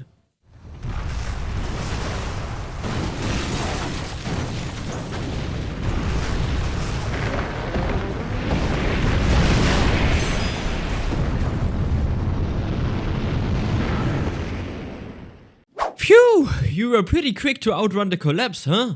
But are you also fast enough for speedrun tips with Fizzy Ringo? Ka-chow! In the sewers level, there's a lot of super hammer usage required for a specific route which avoids the puzzle segment, Fizzy Ringo says. Here, he jumps up on this pipe to avoid forced combat and a forced cutscene. He lines up, speed glitches forward, jumps and holds left and rotates the camera to avoid the load zone. This should lose around 3 to 6 seconds. At this segment, he chooses the upper route first, so he can speed glitch to jump from pipe to pipe, which gets him to the next set of enemies faster. And as for the rest of the level, it plays out as usual, killing all the tentacles en route. There's no time to spare when trying to change it. In the Time Machine Museum level, he performs several small tricks. He simply jumps across the whole gap over here. He triggers the alien to shoot the rocket twice to save time. To get this time machine part, he spams back and forth between Dan Hand and Dan Body 4 times. And here, he does something called inventory buffering, which allows him to select the items quick with the right cursor placement. Returning to the sewer level back in time, he repeats the jump up here to save more time. You can perform a door skip here after you enrage the Mullocks. It's done by slipping through the door right after the king steps out, which saves you from needing the key. This can however only be done on turbo, because you have to skip the cutscene for it to work. And finally, at our second encounter with the Ripper, he explains that it's basically just using a lot of super hammer and pistol here. He explains that we want to get the Ripper's HP down from 200 to 136 to 72 and lastly to 8. That's how it's done correctly. Once he's down to 8 HP, the Ripper will perform another phase of attacks. We can skip that with a precise proxy jump using his meteorite attack. Because you're now outside of the arena, the Ripper gets confused and skips the phase. And that's your cue to end the fight with the pistol. Notice that he selects the good lightning just at the end here, which he explains is important for the next level as it will cause a free item slot to occur. Time for the cathedral spires. Interesting enough, with this method you don't have to collect the good souls at all. We use the Dan Hand to pick up the chalice reward. This makes it so it doesn't auto-equip, keeping the free slot. Now, he uses another speed glitch to jump out of bounds and run down to find a room in the void, which skips having to climb the tower. Because we didn't collect any good souls, we have to use a glitch to clip through this door. Pulling this off is super tricky, but fortunately Fizzy Ringo left an explanation. So we jump into the void using speed glitch and then line ourselves up with the tower. Next he backs himself up until the rain stops. From there we need to do almost frame perfect jumps to gain elevation. Once the tower fully vanishes in the fog, he counts 12 to 13 jumps to get the correct height. You then want to speed glitch towards the tower, falling behind the door. And lastly, the cathedral spires descend. This time it's necessary to collect the good souls. Drop to grab the soul, speed glitch to hop across this gap and grab the other. Then take a life bottle falling to the bottom. Then we go and grab the next soul and kill the demon dog fellas with super hammer cancels. Here's nothing major, but you can jump to this ladder instead of doing intended stuff. We also skip getting the gold cock in this room because of the next skip.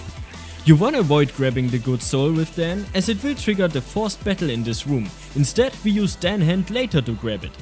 Then straight onto another really big skip. We need to have no weapons in our hands to perform it. Basically we have to press down, not too soft but not too hard, and get Dan to grab the ladder, clipping into the floor. Then we switch back to Dan Hand, go in and out of the load zones and grab the last spirit. This allows us to move Dan again. He lines himself up and speed glitches towards the room he wants to reach, skipping a massive puzzle section. Once we enter the next room, Dan's head is returned to him, giving him the last remaining spirit.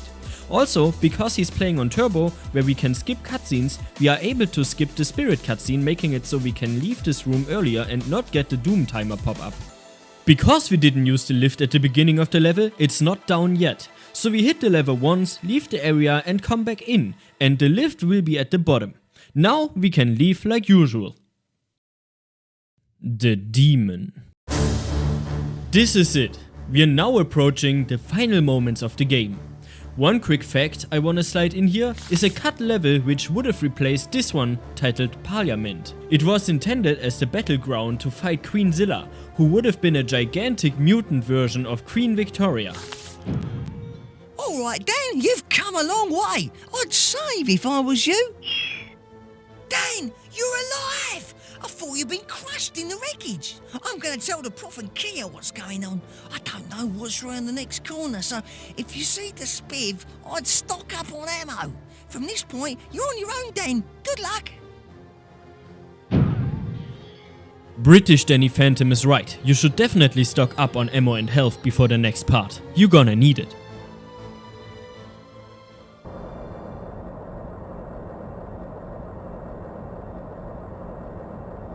I'll take that, thank you. You never give up, do you, Dan? I knew you'd find the last page of Zarek's spellbook for me. You should have joined me. We would have made a great team. Instead, I got lumbered with these two. But Master, Silence. Think about it, Daniel. An eternity by my side. Why, with my powers, I could put flesh onto your bones as easy as pie. I'll never join you. What was that? Could you mumble that again? No? Oh well. You two can redeem yourselves. Killing me is for the spell page. Manda and Dogman Part 2 is just like the first encounter, only this time they have more health and do more damage. So the method with first downing Dogman in melee and then switching to ranged combat with Manda still applies here. Once you've got Dogman down on the ground and Manda burning up in flames, it's time to go for their boss. Finally. Oh, you've killed my beloved servants. How tragic. How achingly predictable. Well, Daniel, it's been fun, but now I'm afraid the game is over and it's time for you to die.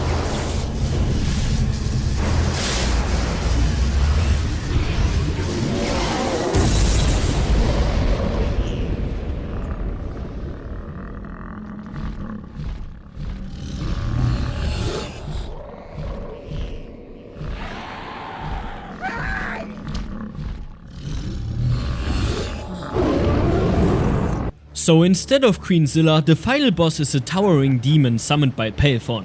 And those two will work in tandem. The demon has 3 attacks: pounding the ground from left to right, fire breath, and pounding the ground from right to left.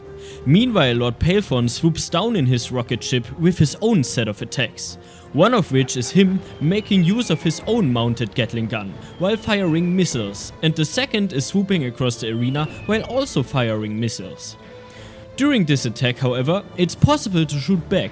This will make him momentarily lose control over his ship and shoot the demon instead. The demon will now answer with a devastating strike of his own. Your goal is it to make that happen 4 times without dying. However, every time you trigger this, the fight becomes more difficult. Pelthon's missiles increase and the demon breathes more fire in different patterns. But a true hero will eventually, against all odds, succeed in the end.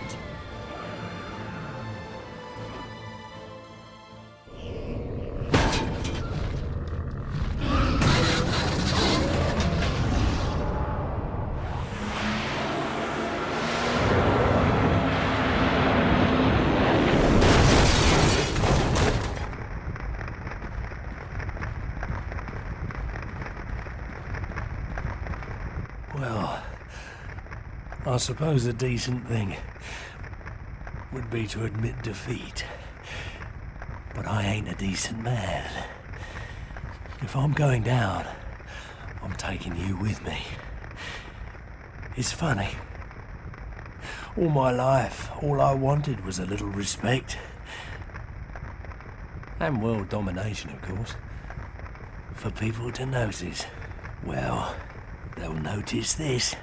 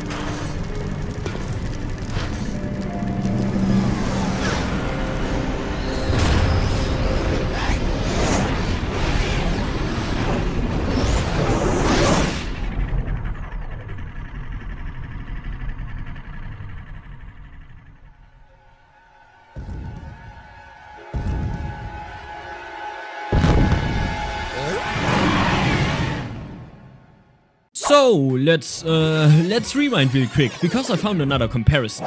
So, this scene shows a villain crashed in his burning vehicle holding one last epic speech to the main character, who is cool enough to turn his back on him and walk away without looking at the explosion. A cutscene shamelessly stolen by Jack X 5 years later. You have a habit of leaving people to die, don't you? You get used to it. Oh, and Daniel ending up back in Gallowmere in Xerox Arena? A concept shamelessly stolen by MediEvil 1 2 years earlier. Also me, shamelessly calling things stolen doesn't matter if it's true or not? A concept shamelessly stolen by Pyrocynical 1 month earlier. Something Minecraft would shamelessly steal 8 years earlier. Okay, but back to the video. What you just saw was the ending you get if you collected all the chalices. Just like with the first title, there's also an ending that'll play if you missed any. And that's this one.